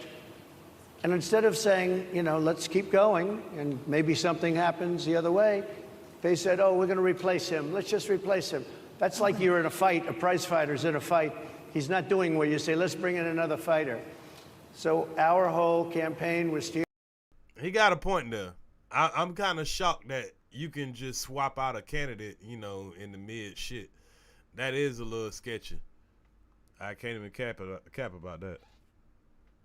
Toward him, and now we have to steer toward him. But ultimately, it's the same. What's good, Third Eye? Yeah, now that's what we having to deal with, a whole bunch of GMO food. Because they have bad policy. They have policies of open borders, unbelievable open borders, horrible energy policies. They want to get rid of, as you say, gasoline in cars. They want to get rid of oil. They want to get rid of efficient heating. Mr. President. So he's saying that they want to get rid of gasoline and oil and all this stuff like that. You would think that we would be going more energy efficient, because we understand that the Red Party don't believe in this global warming and all this stuff like that. They still want to drill, baby, drill. Still want to drill, baby, drill. Oil tycoons. That's who Trump is making sure he fight for. We got to keep it real. He ain't fighting for your broke ass. He fighting for the motherfucker powerful. What both of them is. They're just fighting for different powerful motherfuckers. Environmentally, what they're doing is killing our country. They're absolutely destroying our country. But the inflation is the thing that's hurting the... I don't like how she keep trying to interrupt him, though. He's your guest. You asked him a question. Give him about 30 seconds to answer each question. Stop asking the man these compound questions, as they call them in court. Black worker, the black population, and every other population within our country. Inflation is the worst it's been, I think, in over 100 years. And they'll fact check it. They'll say it's only 58. Whatever it may be, they don't add all the numbers. They don't add the really bad numbers, and you can check that. The money's supposed to be backed by gold. But it's rumored that George Bush took all that gold for Fort Knox. So, yeah, money's supposed to be backed by gold. Too. But inflation, Harris, is absolutely destroying this country and the people in our country. Yes, Mr. President. Yes, inflation is destroying us, y'all. And we're looking like we're going towards Venezuela. I got some Venezuelan friends, man, and y'all, my homeboy, he was showing me, he was like, man, he showed me a big ass pile of money, you know, in Venezuelan money. So I was like, damn, boy, you balling, ain't it? He said, hell nah. You got to spend that for a goddamn loaf of bread. Hey, that nigga had like a money phone. You need a damn money phone or goddamn paper money to buy a loaf of bread. So, in Venezuela. So, yeah, inflation could be fucked up. You don't want to have to do that. Can I ask you another question that is also impacting Black Americans? And that's very clear. Oh, here she go back to fucking impacting Black America. God damn, we talking about all America right now. We talking about inflation. You could be talking about anything. And here they go with the blackity black shit again. I know everybody in here black. We all know we black. Now, can we just hold a man to the standard of being the president? Clear now, good. I'm sorry? It's very clear. I hear you. Okay. So, Sonia Massey. Oh, my God. Y'all, I don't want to sound insincere. R.I.P. to Sonia Massey. It was a tragic situation. But what the funk that gotta do with this man running for president?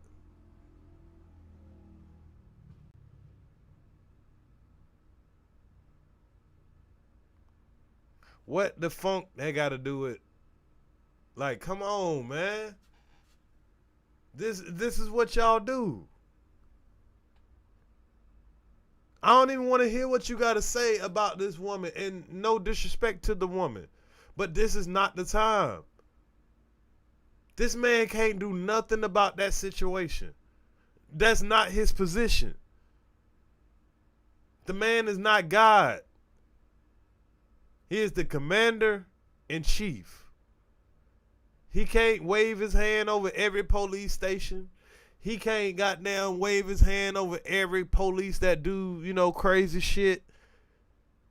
Only thing he can do is give a statement and move on. You want him to give a statement so you can get mad at his statement and nothing is getting done. Find out what he's going to do for the economy. Hold him to the fire of things that he did in his last policies.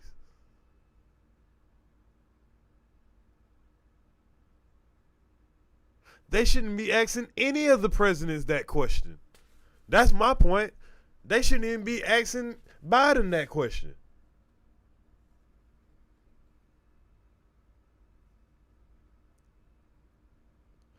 And the reason Bill Clinton was so successful, Mr. Sedan, is because it was like we had two presidents in one. It was Bill and Hillary. Now, they was doing some fuck shit, but hell, hey, when it came to that money, they had shit rolling.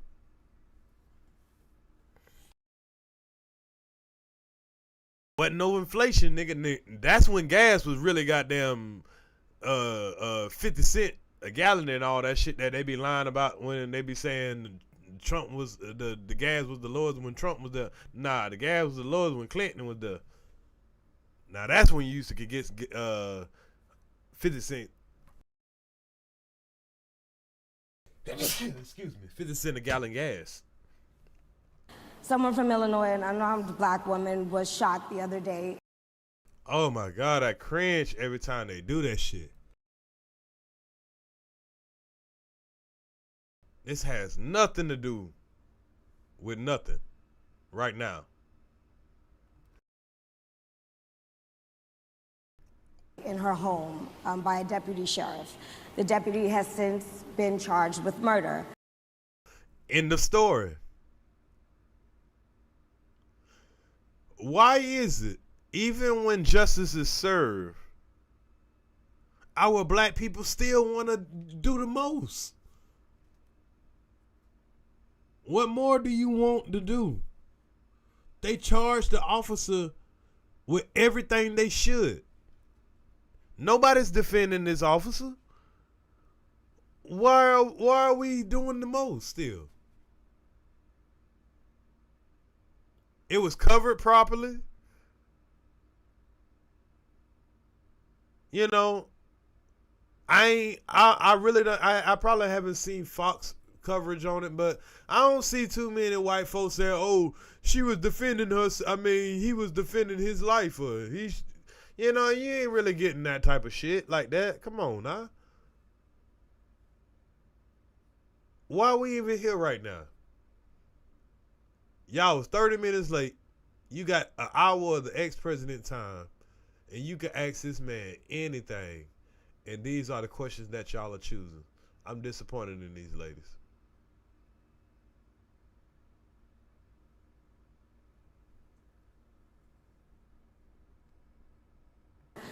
You've said police would get immunity from prosecution if you win. Why should someone like that officer have immunity, in your opinion? Immunity? Immunity. I don't know the exact case, but I saw something, and it didn't look good to me. It didn't look good to me. Are you talking with the water, right? Yeah. Well, police unions are not backing this person either. Okay. But again, why would? So you are saying that Trump said that officers would get immunity. Okay, cool. You're trying to say that he's going to give immunity to this guy. But you just also said that police unions are not even backing this guy. Nobody's backing this guy. So why are you trying to act like somebody's backing him? Even Trump not trying to back the man, but now you're wasting the time trying to put something on this man that's not true, though. I don't fuck with Trump like that. But I'm at least call it down the middle.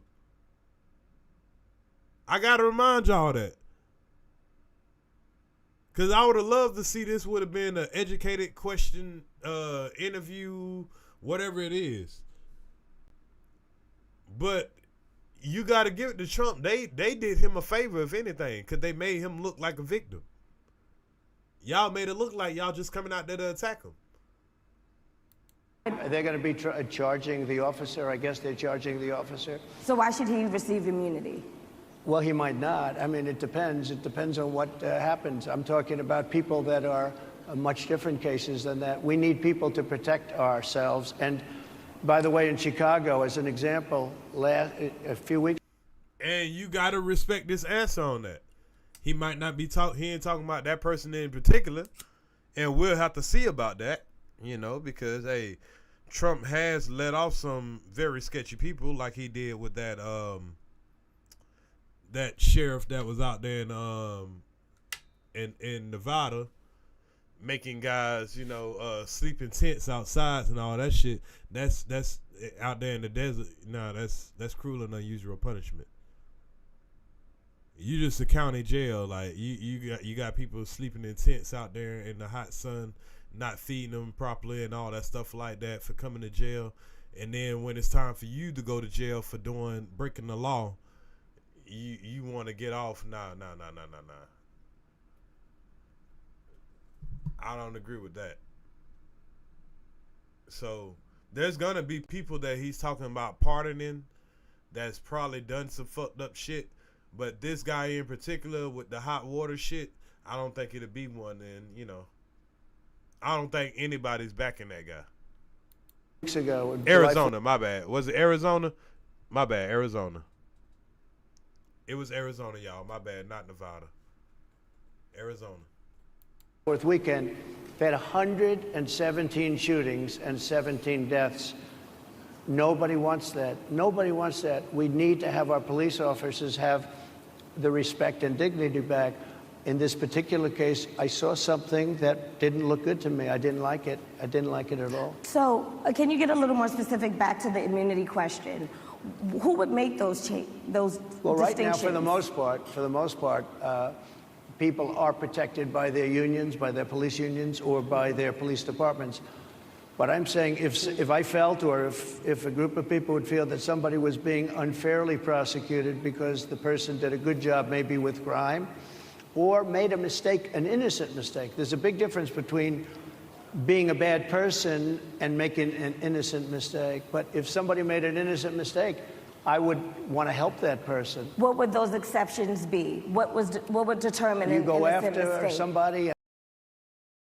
This is too much of a broad question for your limited time frame.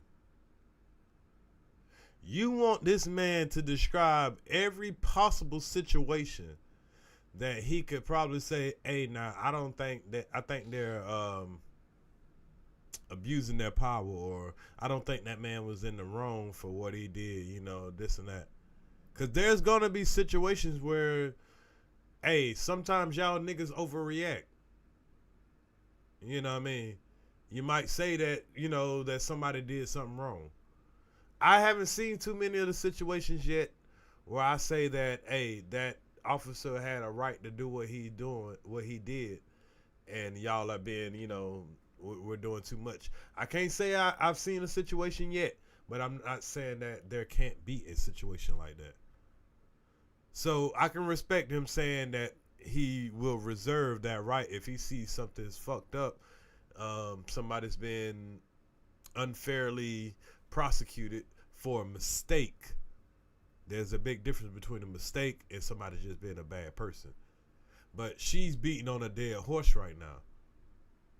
If you want to ask this man what is he going to do about police brutality and the things that happens when police unjustifiably kill not only black people but Americans, even though we know black people do get, you know, on a higher percentage, but when things happen to Americans that are unfair by, I mean, that that show a abuse of power by our law enforcement, what would be his moves and how would he improve that type of stuff.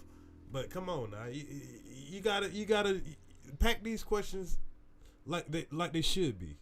And it's a very close call, and it's very dangerous. And you know, they have the policeman's life and woman is a very difficult thing, because sometimes you have less than a second to make a life and death decision, and sometimes very bad decisions are made. They're not made from an evil standpoint, but they're made from the standpoint of they made a mistake. So I want to follow up really quickly. I find it interesting. They fighting to try to get a question in, but she about to lose her mind. She trying to get in here so bad. Oh my God. Because you do talk about reining in prosecutors, especially when it comes to prosecutors that are prosecuting you. Why doesn't that skepticism? Now you're gonna try to act like that man ain't catch that now. You ought to know he gonna shoot back. Apply to law enforcement. Well, I've been prosecuted because I'm a political opponent of two people that have weaponized our justice system. I've been prosecuted. I just won the big case in Florida. Everyone said that was the biggest case. That was the most difficult case. And I just won it. Now, Biden has a similar case, except much worse. I was protected under the Presidential Records Act. Biden wasn't, because he wasn't president at the time. And he had 50 years worth of documents. And they ruled that he was incompetent, and therefore he shouldn't stand trial. And I said, isn't that something? He's incompetent and he can't stand trial, and yet he can be president. Isn't that nice? Mr. President, but they released him on the basis that he was incompetent. They said he had no memory, and he was a nice old guy, but he had no memory, and therefore we're not going to prosecute him. I won the case, and it got very little publicity. I didn't notice ABC doing any publicity on it, George.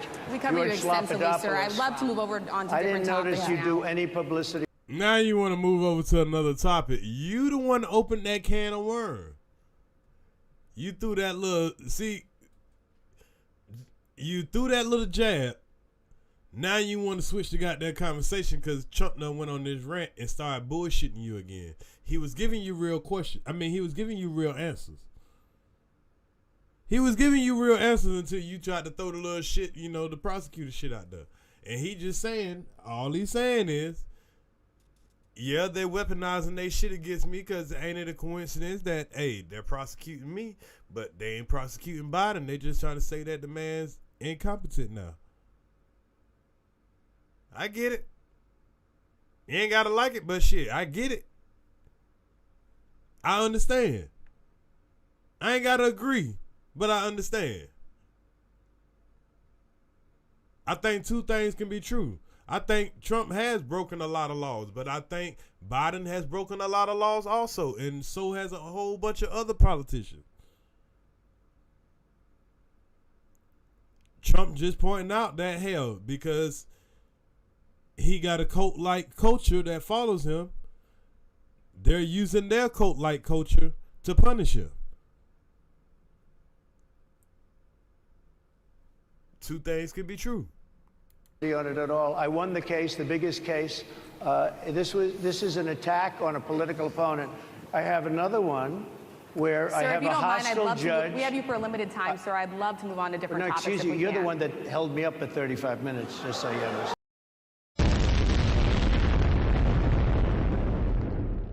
Oh, shit. Ladies and gentlemen, we got him. They set themselves up for that one. You asked the man a question. He answered it, but he didn't answer it the way you wanted it. And you tried to rush him, and listen to how that came out, y'all.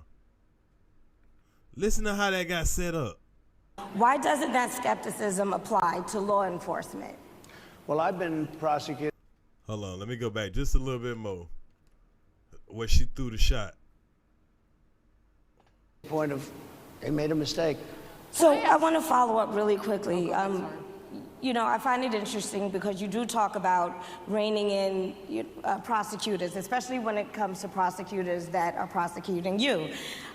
Why doesn't that skepticism apply to law enforcement? Well, I've been prosecuted because I'm a political opponent of two people that have weaponized our justice system. I've been prosecuted. I just won the big case in Florida. Everyone said that was the biggest case. That was the most difficult case. And I just won it. Now, Biden has a similar case, except much worse. I was protected under the Presidential Records Act. Biden wasn't, because he wasn't president at the time. And he had 50 years worth of documents. And they ruled that he was incompetent, and therefore he shouldn't stand trial. And I said, isn't that something? He's incompetent, and he can't stand trial, and yet he can be president. Isn't that nice? Mr. President. I gotta get, hey, I ain't taking no sides here. He took 30 seconds. You asked the man a complex question.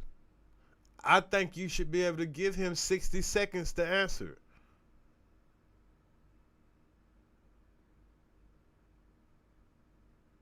You gave the man a 30 second question.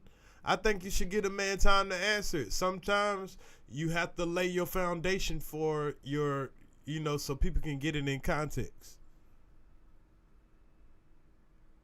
So I get where he's going at. He just wants to let you know, hey, if you're going to mention something about, you know, me being prosecuted, this is my, you know, I feel like, hey, I'm getting unfairly prosecuted.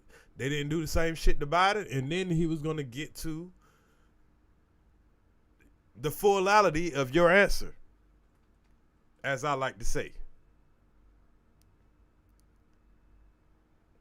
But here she is, because he mentioned Biden, she's showing her bias by trying to now cut the man off. So I don't blame Trump for kind of snapping on her like, shit, y'all the one that was late.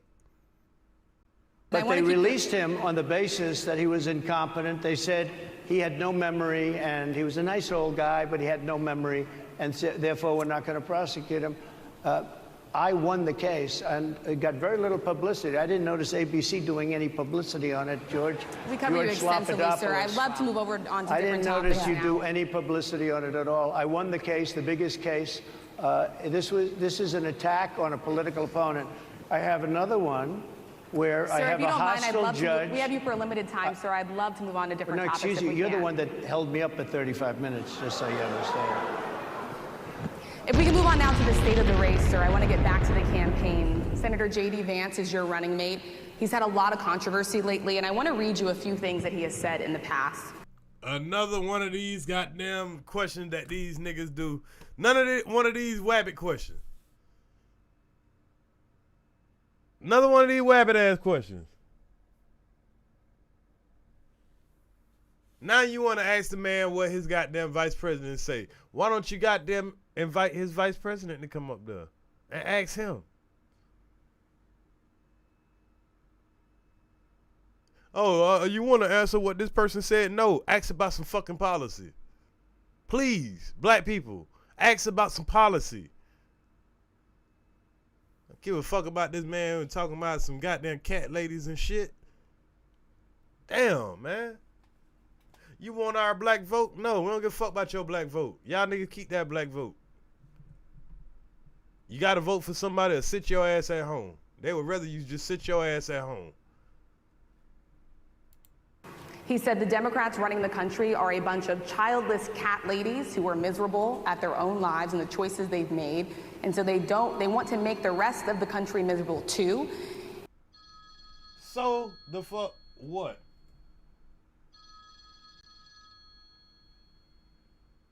So the fuck what?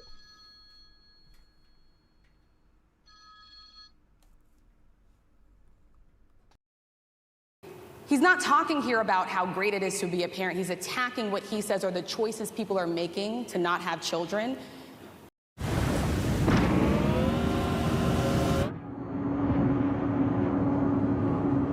Did you know that he had these views about people who do not have children before you picked him to be your running mate? And do you agree with him? No, I know this. He is very family oriented. and he thinks family is a great thing. That doesn't mean he thinks that if you don't have a family, it's not. I know people with families. I know people with great families. I know people with very troubled families. And I also know people with no families. They didn't meet the right person. Things happen. You go through life, you don't meet the right person. But he's not just talking Excuse about me. families here. And He also some of says that those people that don't have children should get less votes than That's those all that right. do. I'm just speaking for myself. Is that your and I campaign think position? I'm speaking for him too. He strongly believes in family, but I know people with great families. I know people with not great families that don't have a family. And the people without the family are far better. They're superior in many cases, okay? He's not saying they're not. What he's saying is that he thinks the family experience is a very important thing. It's a very good thing. But that doesn't mean that if you grow up and you grow older and you don't meet somebody that would be wonderful to meet and would have been good, that that's a bad thing. He's not saying that. My interpretation, you'll have to ask him, actually, but my interpretation is he's strongly family-oriented, but that doesn't mean if you don't have a family, there's something wrong with it. Just one last point, and then we'll move on. Just one of the bedrock principles of American life is one person, one vote. Senator J.D. Vance has suggested that someone who has children should have more votes than a person who does not have children. I just want to be clear here. Is that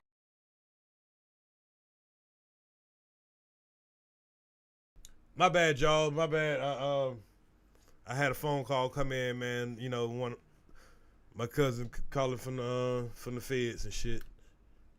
It's kind of hard to explain sometimes when you live and shit. I'm like, yeah, cuz, bro, I'm live right now. You know what I mean? I can't talk right now, but yeah, I'm gonna send that. But you know what I'm saying? So they got me goddamn. Trying to multitask. So sorry about that, y'all.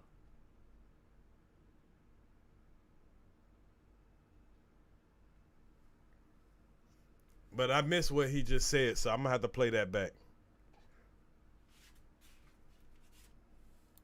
and then we'll move on. Just one of the bedrock principles of American life is one person, one vote. Senator J.D. Vance has suggested that someone who has children should have more votes than a person who does not have children. So did he say that, or you're saying that he suggested that? So now she's asking him a question about something that his vice president might have said, or that she thinks that he said.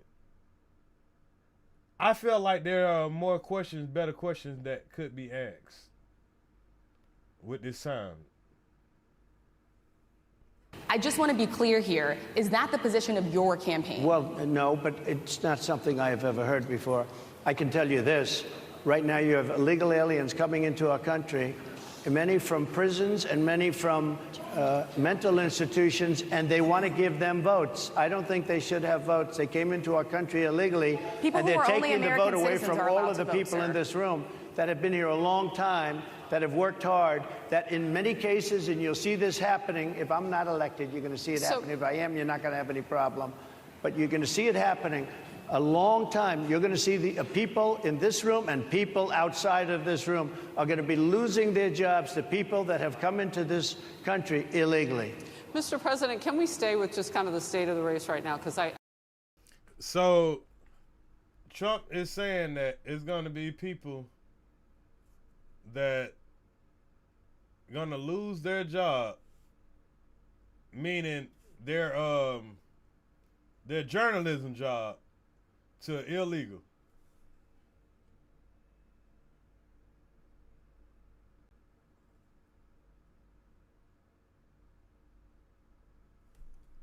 So a person that ain't got no ID, no nothing, no clothes, can't speak no English, they gonna come and take your journalist job. Ain't that amazing?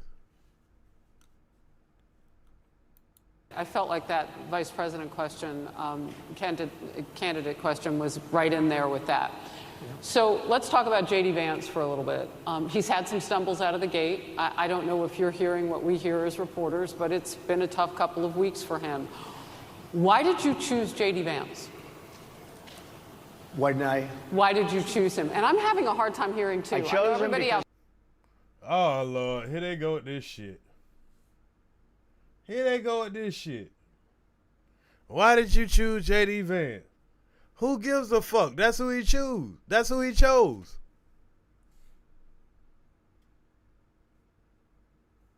Come on, nah.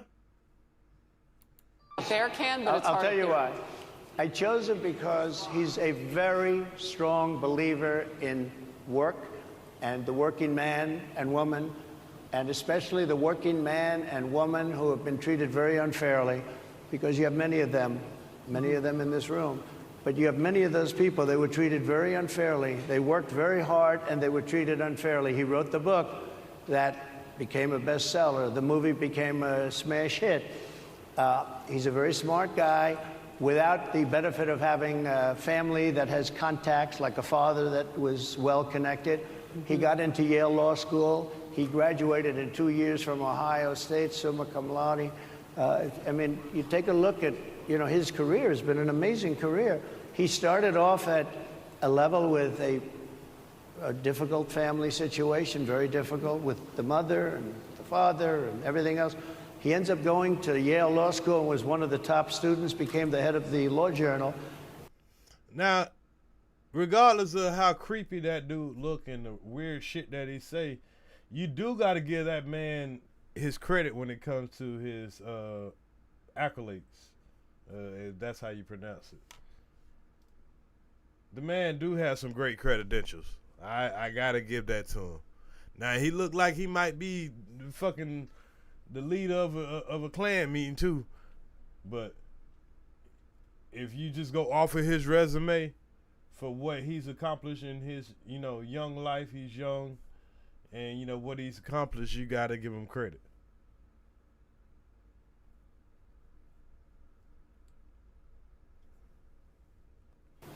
I mean, that's an amazing thing. He's a 4-year, he was in the military with great distinction for 4 years, got out, went into business, became successful in business, very successful in business, actually, did public offerings and other things.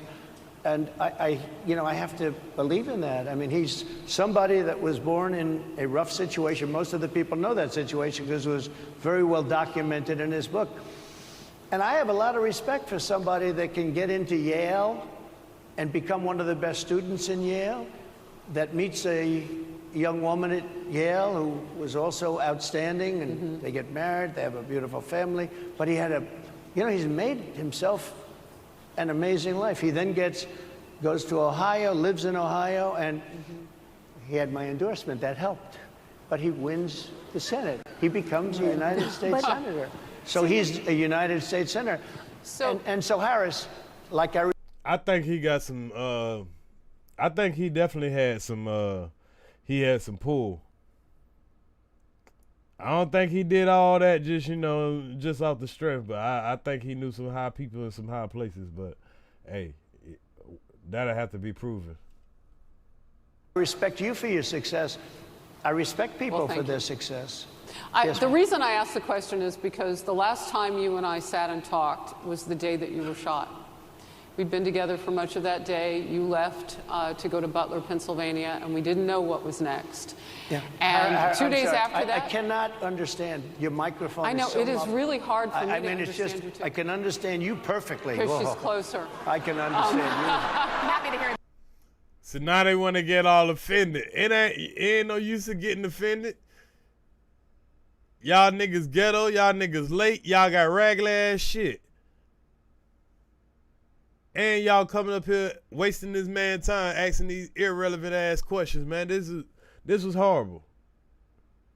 But I can't really understand, Harris. I have a few more questions. Because of the distance, and the mics are really in lousy shape, but I cannot understand Are you asking a question? what you're saying. So what I wanted to say was the last time we spoke, you said some words that were prophetic because I asked you who you wanted to choose for vice president. Yeah. And you said normally it really wouldn't matter what they would bring, you choose somebody that you think has a future, that sort of thing. But you said these words 3.5 hours before an attempted assassination on your life. You told me that bad things happen, Harris, and that's why this decision is important this time. Bad things happen. You said it twice. When you look at J.D. Vance, is he ready on day one? Damn, she trying to throw some hints, nigga. She tried to say, nigga, you trying to get this nigga in office by getting, you know you about to get killed. She definitely would have used that as the biggest story in her life. I talked to Trump 3 hours before he got his head blown off. And he told me bad things happen, bad things happen. Boy, that would have launched her career. Does he what? Ready on day one, if he has to be. I've always had great respect for him, and for the other candidates too. But I will say this, and I think this is well documented. Historically, the vice president, in terms of the election, does not have any impact. I mean, virtually no impact. You have 2 or 3 days where there's a lot of commotion as to who, like you're having it on the Democrat side, who it's going to be. And then that... Nah, I ain't never been liberal. I just call it how I see it. You know, I've been around for my 40 years, and I first learned about my introductory to politics was in like 5th grade. Maybe 4th grade. You know, and I used to be in discipline classes, and one of my teachers, they used to make us pick a candidate. And then when we picked the candidate, they would make us find out what it is that they stand for, what it is. You know, and I always kept my eye on that type shit.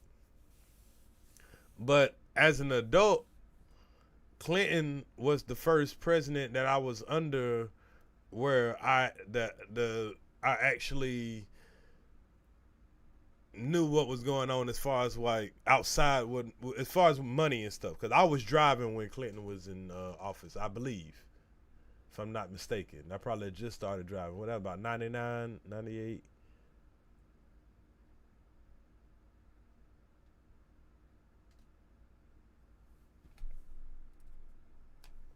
So you can understand, you know, and then when Bush was in office or whatever, I was in high school. I remember when 9/11 happened. I remember how everything was fucked up, how I was, you know, I had me a little job. I was doing good.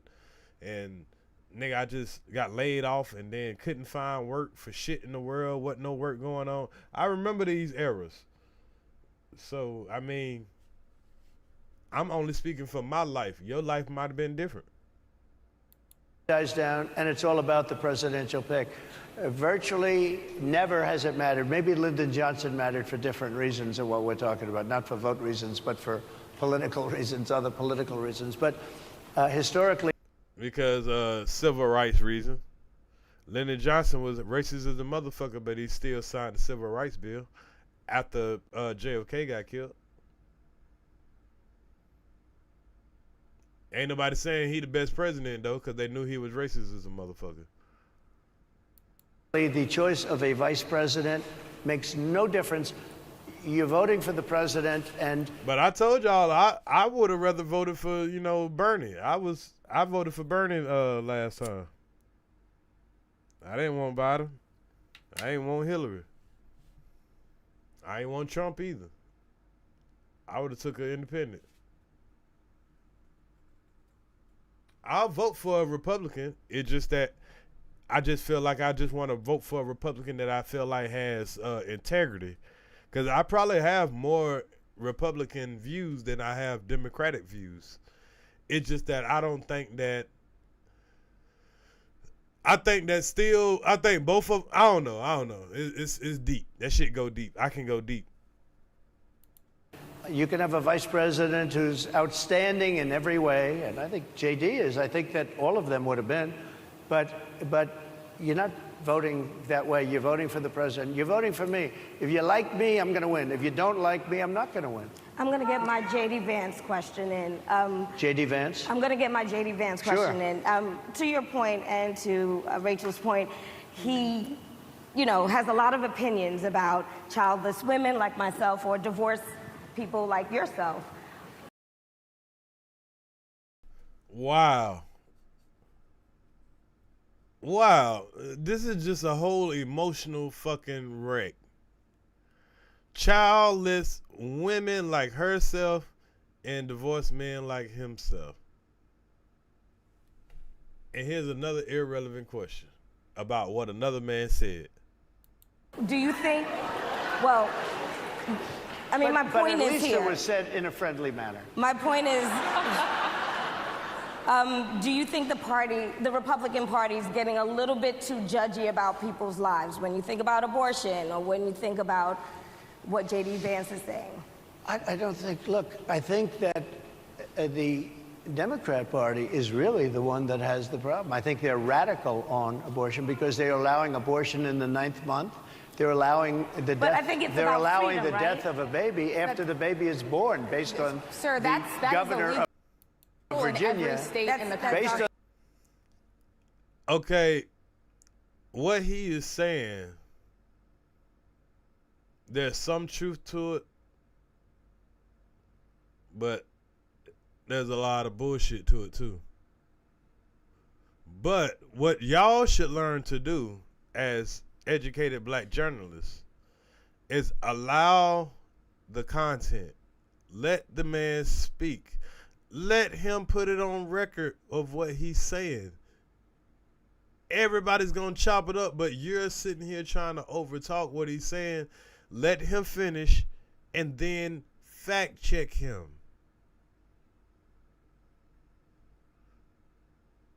Now, there are clinics that do have, there are states that do have clinics. There are Democrat states that allow abortion in the 3rd trimester. Yes. Only if you're having a life changing moment where the child is going to be you or the child. You might have a stillbirth. Things like that. It's just not, oh, I don't want to have the baby from this nigga. I'm in my 3rd trimester. I want to have an abortion now. That ain't how it works. So, like I say, two things can be true at the same time. So there are states that, if there's at risk for the mother, a proven at risk for the mother or the baby, in some states you can. And that state happened to be a Democratic state, which is Colorado. Now, we also want to make it where, we're talking about freedom, and then we're talking about we're going to tell people what the fuck they could do with their body. You shouldn't be able to tell a person that they can't kill themselves. In my opinion. You shouldn't be able to tell a person that. They should be able to do whatever the fuck they want to do with their body, with their life. If they got something in their body, if they want to get rid of that something in their body, you can judge them all you want to, but you shouldn't be able to tell a person what the fuck they can do with their body. In my opinion. Especially if you're supposed to be if you're going to say you're in a free country. Say, can I look it up real quick? What you want me to look up real quick?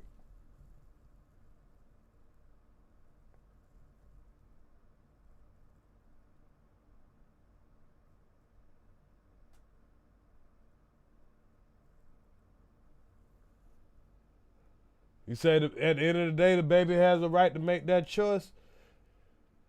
I'm just saying, like, if it's hard to make that choice, but if a person is pregnant and they don't want to have a baby, because they can kill themselves too and shit, get rid of both of their ass. But if they want to, have an abortion, I don't think that it should be, oh, I don't want to have a baby from Tyrone because this nigga done left me. You shouldn't be able to do that. But if there's health risks, there should be somewhere you can go. It should be at least one state. There's going to have to be one state. If Colorado want to take the flack for being that one state, hey, we're not surprised. Hell, they took the flack for being the one state that started, legalizing weed. So sometimes they feel like being the first to trendset. But it's not somewhere you can go all over the country and do. And like I say, it has to be because of a stillbirth or some kind of medical condition.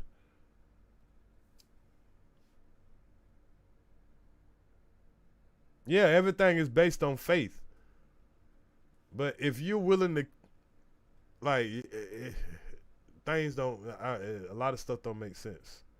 On the governor of Virginia, Executing a they're baby in allowing the every death state of in the the country baby is illegal. after it's born. It's a They're allowing crime. abortions in the 8th and 9th.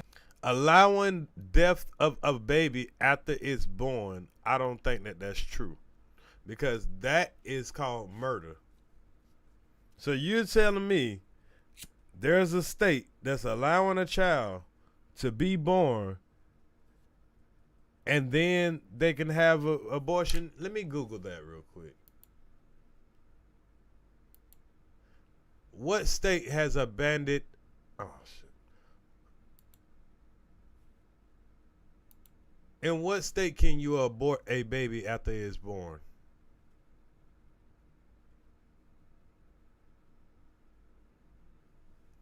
Yeah, let me show y'all what I'm looking at real quick.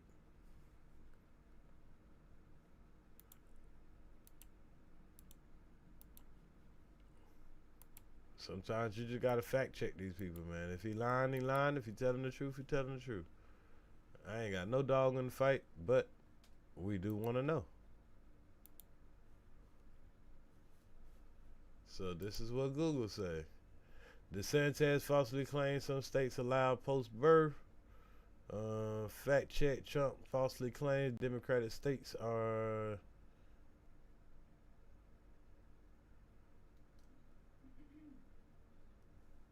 How late in pregnancy can each state allow abortion? Hell, let's look at this real quick.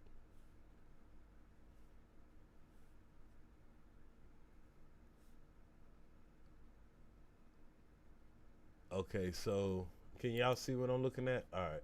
Yeah, y'all can see it.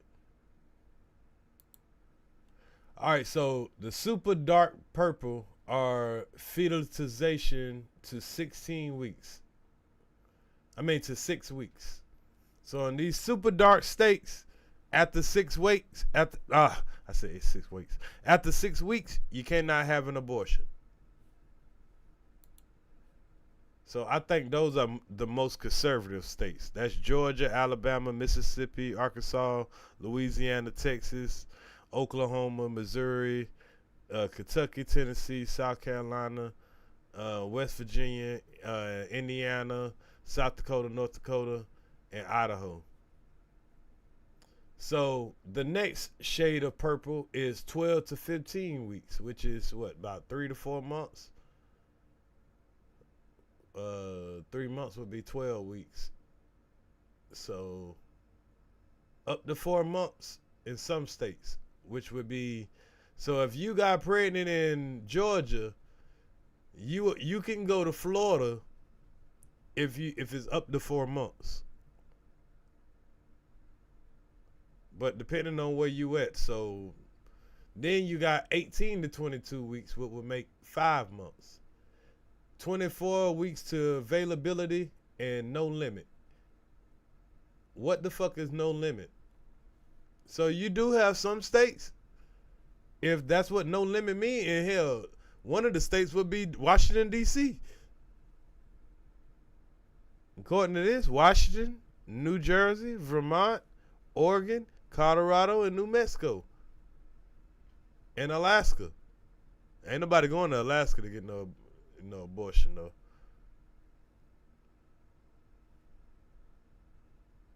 So the Supreme Court's ruling overturning Roe v. Wade gave states the power to individually regulate abortion, which that's how it should be. Every state should be able to individually regulate it, or even ban it completely. Before availability, known as the point when the fetus can survive outside the womb. So availability, I mean, no limit means they can do it even if they feel like the fetus can't survive outside of the womb. So Trump is technically not wrong. The big picture, the legality of abortion later in the pregnancy has changed dramatically post-Roe. Under Roe, states could regulate abortion after availability, which is generally considered to be between 24 to 28 weeks after the patient's last menstrual period. Despite Roe, some states implemented bans before 24-week mark, largely based on the unfounded assertion that a fetus can feel pain at 22 weeks. States now have a variety of gestational limits on the procedure. Fertilization, 14 states have laws in effect banning nearly all abortions starting at fertilization. 6 weeks, Carolina, Georgia are only states that have laws in effect banning abortion when cardiac activity has been detected in the embryo, which is at around 6 weeks. 12 weeks, 15, and so. Visibility. 14 states ban abortions after the fetus is considered viable. Oh, so those states, no, I take that back, y'all.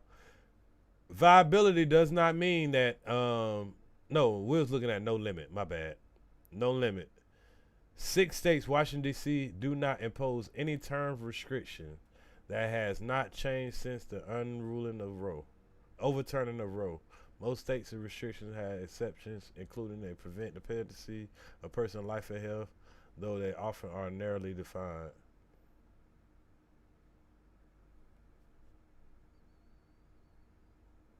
%93 of reported abortions in 2019 were performed at or before 13 weeks of pregnancy. So it's a very small percentage of people who have abortions after 4 months. 6% were conducted between 14 to 20 weeks, and 1% were performed at or after 21 weeks. 1%, y'all. You got all these people going crazy about the 1%. 1% of abortions that happens for a specific situation.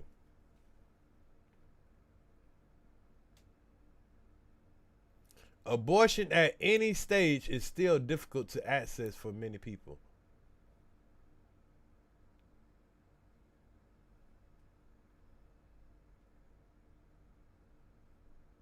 People who tend to have abortions later in pregnancy do so because of medical concerns such as fetal anatomies or menstrual life endangerment, as well as barriers to care that causes delays in obtaining an abortion.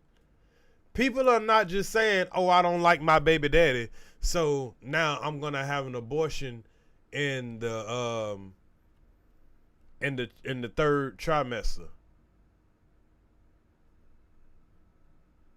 So there should be a couple of states that does not have to go by the rules. I mean, I ain't gonna say go by the rules, but can at least do these procedures if there's some kind of life endangerment, particularly the living person already.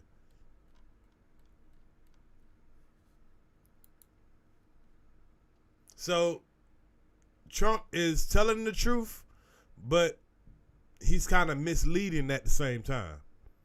That's what I come to the conclusion of. But it just depends on if you do your own research.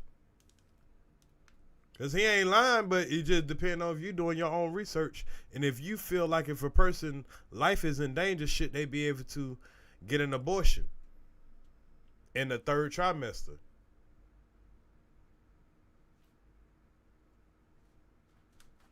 Do you feel like that's right?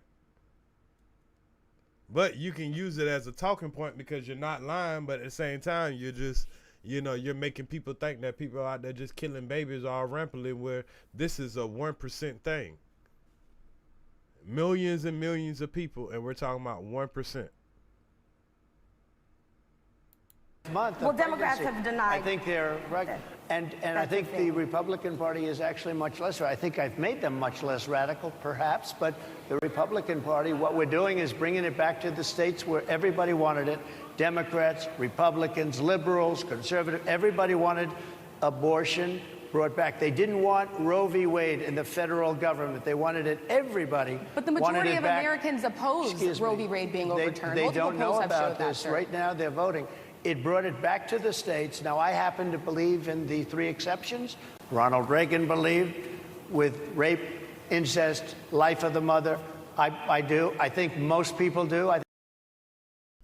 So he believes in the, 3 exceptions. Most people believe in the 3 exceptions. And most people believe that you should at least have a couple of states that are willing to do it in the 3rd trimester for those 3 exceptions. Exceptions. But then they use those states that perform those, and they try to use those states as talking points.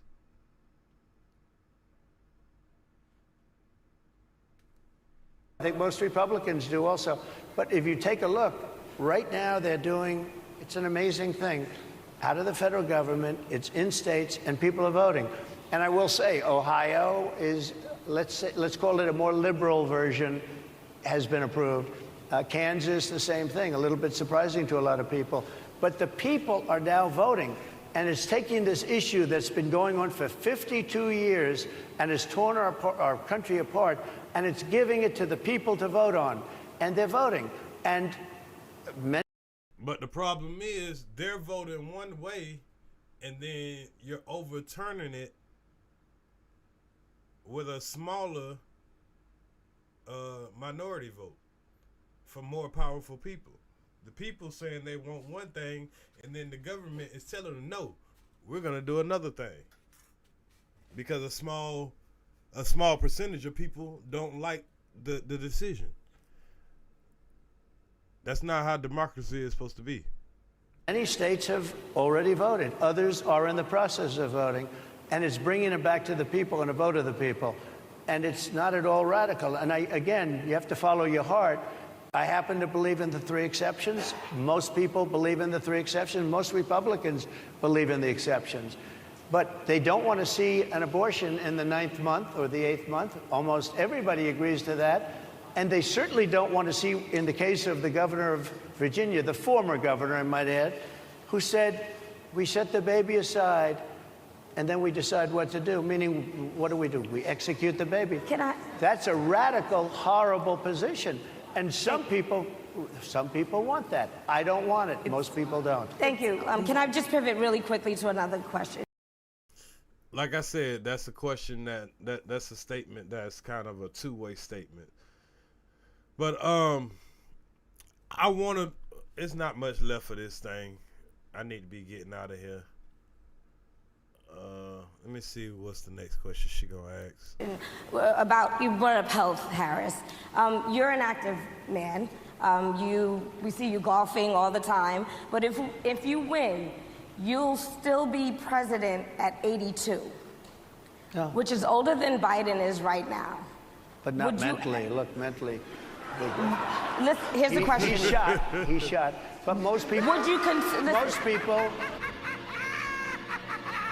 He had to throw that out there. I know many people in their 80s and their 90s that are in great shape. Some of our greatest leaders.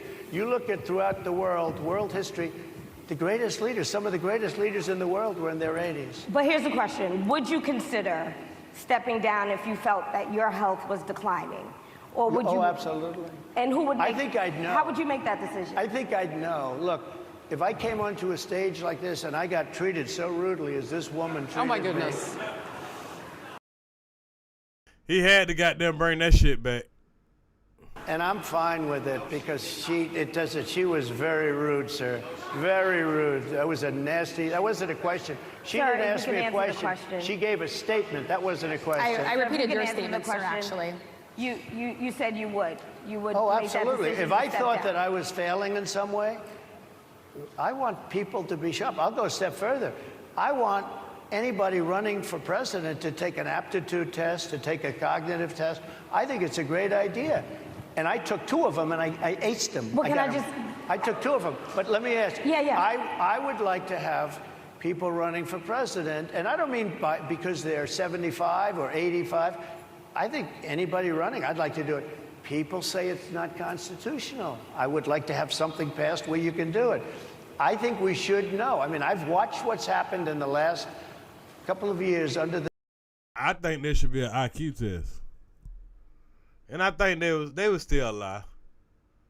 They would still cover up. This gentleman, and our country is a mess.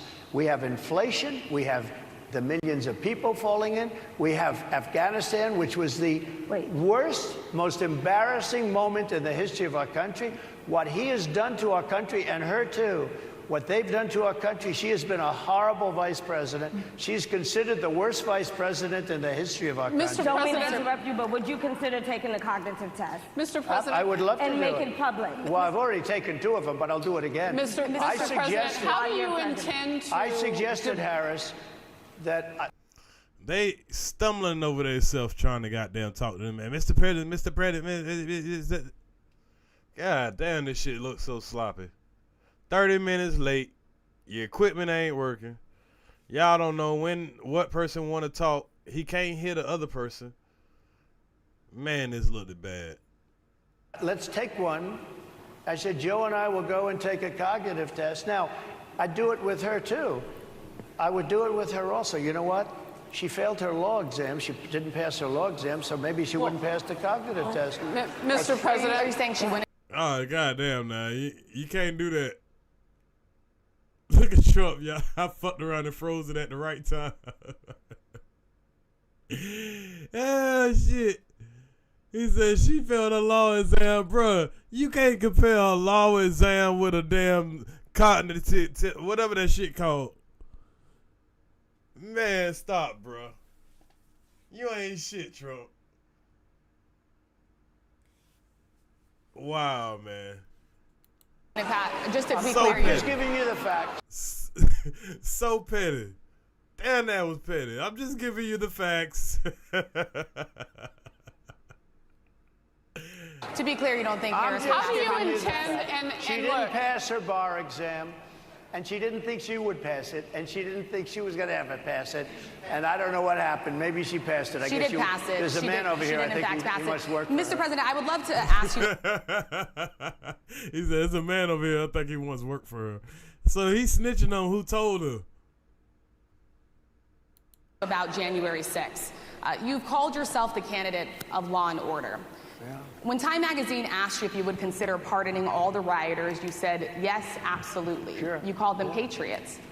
140 police officers were assaulted that day. Their injuries included broken bones, at least one officer lost an eye, one had 2 cracked ribs, 2 smashed spinal discs, another had a stroke. Were the people who assaulted those 140 officers, including those I just mentioned, patriots who deserve pardons? Well, let me bring it back to modern day. Like about 5 days ago, we had an attack on the Capitol, a horrible attack on the Capitol. You saw the people that were protesting and spraying these incredible monuments, bells, lions, all these magnificent limestone and granite with red paint, red spray paint that will never... Nah, he's deflecting now. Definitely deflecting. I think that was probably the best question of the night. Actually come off, especially in the limestone. It will never, I'm a builder, I know about this stuff. It'll never, you'll see it in 100 years from now. They viciously attacked our government. They fought with police. They fought with them much more openly than I saw on January 6th. What's going to happen to those people? What's going to happen to the people in Portland that destroyed that city? But sir, my question is on those. What's going to happen to the people that tried to rioters who assaulted officers. You have to would you pardon what's those going to people? happen? Oh, absolutely, I would. You would pardon those? If they're innocent, I would pardon them. They've been convicted. And by the way, the Supreme Court just well, they were convicted by a very tough system. They were. How come the people that? Oh shit! This is where Kwame get that shit from. When you hit them with a goddamn, when you hit them, how come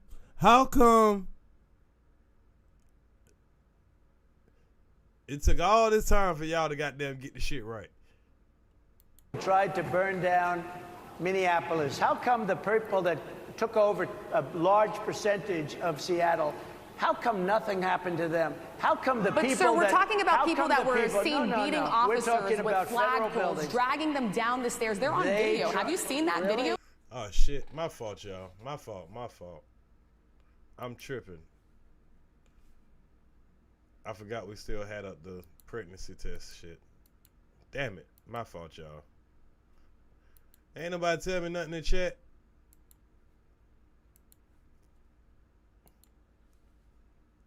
Oh, really? Well, they you would shot. pardon those. You would pardon those rioters? They shot a young lady in the face who was protesting. They shot her in the face. You know, nobody died that day. You do know that. But people died in Seattle. Nobody died, but people died in Minneapolis. You know people died in Minneapolis. And nothing happens, and nobody ever talks, and nothing happens to those people. But you went after the J6 people with a vengeance. And I'll tell you what about the cops that were, and I'm all for the police, as you know, but what about the police that are ushering everybody into the Capitol? Oh yeah, I see it now. I see you flip the screen back. I was on the other screen. I was on the screen with the video playing. And I didn't see the chat. My bad, y'all. My fault, y'all.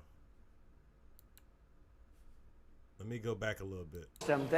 How come the people that tried to burn down Minneapolis, how come the people that took over a large percentage of Seattle, how come nothing happened to them? How come the people But sir, we're that, talking about people that were people, seen no, beating We're officers talking with about federal flagpoles, buildings. dragging them down the stairs. They're on video. Have you seen that video, sir? Oh, really? Well, they you would shot. pardon those. You would pardon those rioters? They shot a young lady in the face who was protesting. They shot her in the face. You know, nobody died that day. You do know that. But people died in Seattle.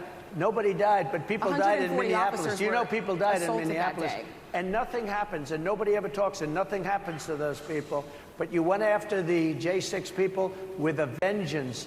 And I'll tell you what about the cops that were, and I'm all for the police, as you know, but what about the police that are ushering everybody into the Capitol? Go in.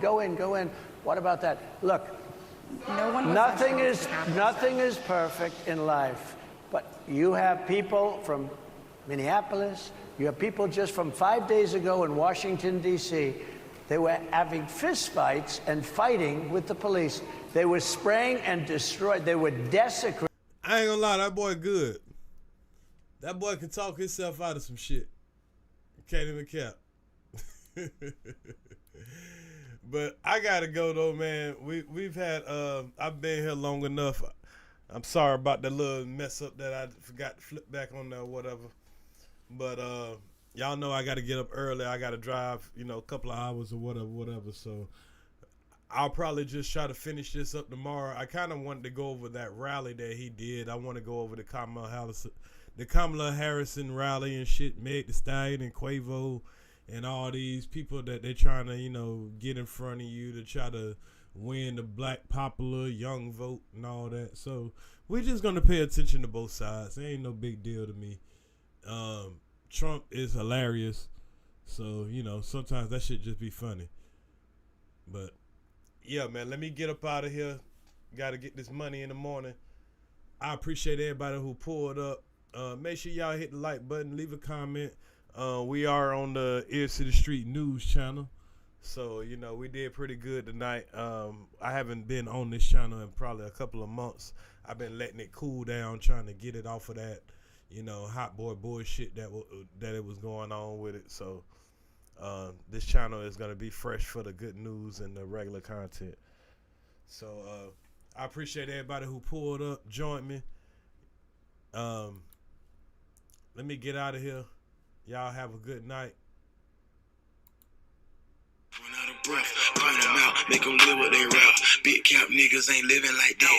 Do the most, get too close, you a ghost. Dope is the dope, you get more than the dose. Give all that I got till it ain't nothing left. I don't need no help, I could do it myself. I'm really a chef, cook it right out of left. Run up a check till I run out of breath. Point them out, make them live what they rap. Big cap niggas ain't living like that. Do the most, get too close, you a ghost. Dope is the dope, you get more than the dose. Give all that I got till it ain't nothing left. I don't need no help, I could do it myself. Niggas big cat like a mixed fiesta. Dope on the the scale. You won't get no extras this way. Make your hoe do what the money say. Tell your old man he don't want it, babe. I just bought a new stick the other day. Cooked up on the stove or microwave. The neighbors don't like the J, they keep calling. Come on. I'ma keep serving the thumb and defy the ranks. Shit smell like fungus. No Q and not just the city. Keep focus my business, I'm just being honest. Keep dealers and killers among me. Wrap your ass up like a mummy. Stab that little white hood and dip on her. I feel like OJ, little homie. To the plug, the card, Malone. Send it to the Pope, man. Freddie P fly higher than most. Higher than most. Try me, didn't I see a ghost? 93 OG, it came from West Coast. Tired to your hoe, I just came from a throat. MOBB, OG gang, oh, let's go. Go take a seat, get at the kitchen, I'm cooking, keep whipping it. Long as promoters keep booking, I'm running it. You get it all till I'm done with it. Give me that reaper, your block, you won't get it. Hell with the scale, got it booming like speakers. I know what I'm doing. Don't need no features, quartets and funerals, commas and numerals. Really, your chef cook it up right or left. Working my move, I need more than enough. These niggas bluff, they really not tough. Head first, running up a check till my heart start 3-point. Working on my shot, trying to get high. Swear to God, promise not to fold, never flip flop. Good smoke, good dope, busting out the zip lock. Don't think about it, you try, you might die. These niggas capping, ain't living a lie.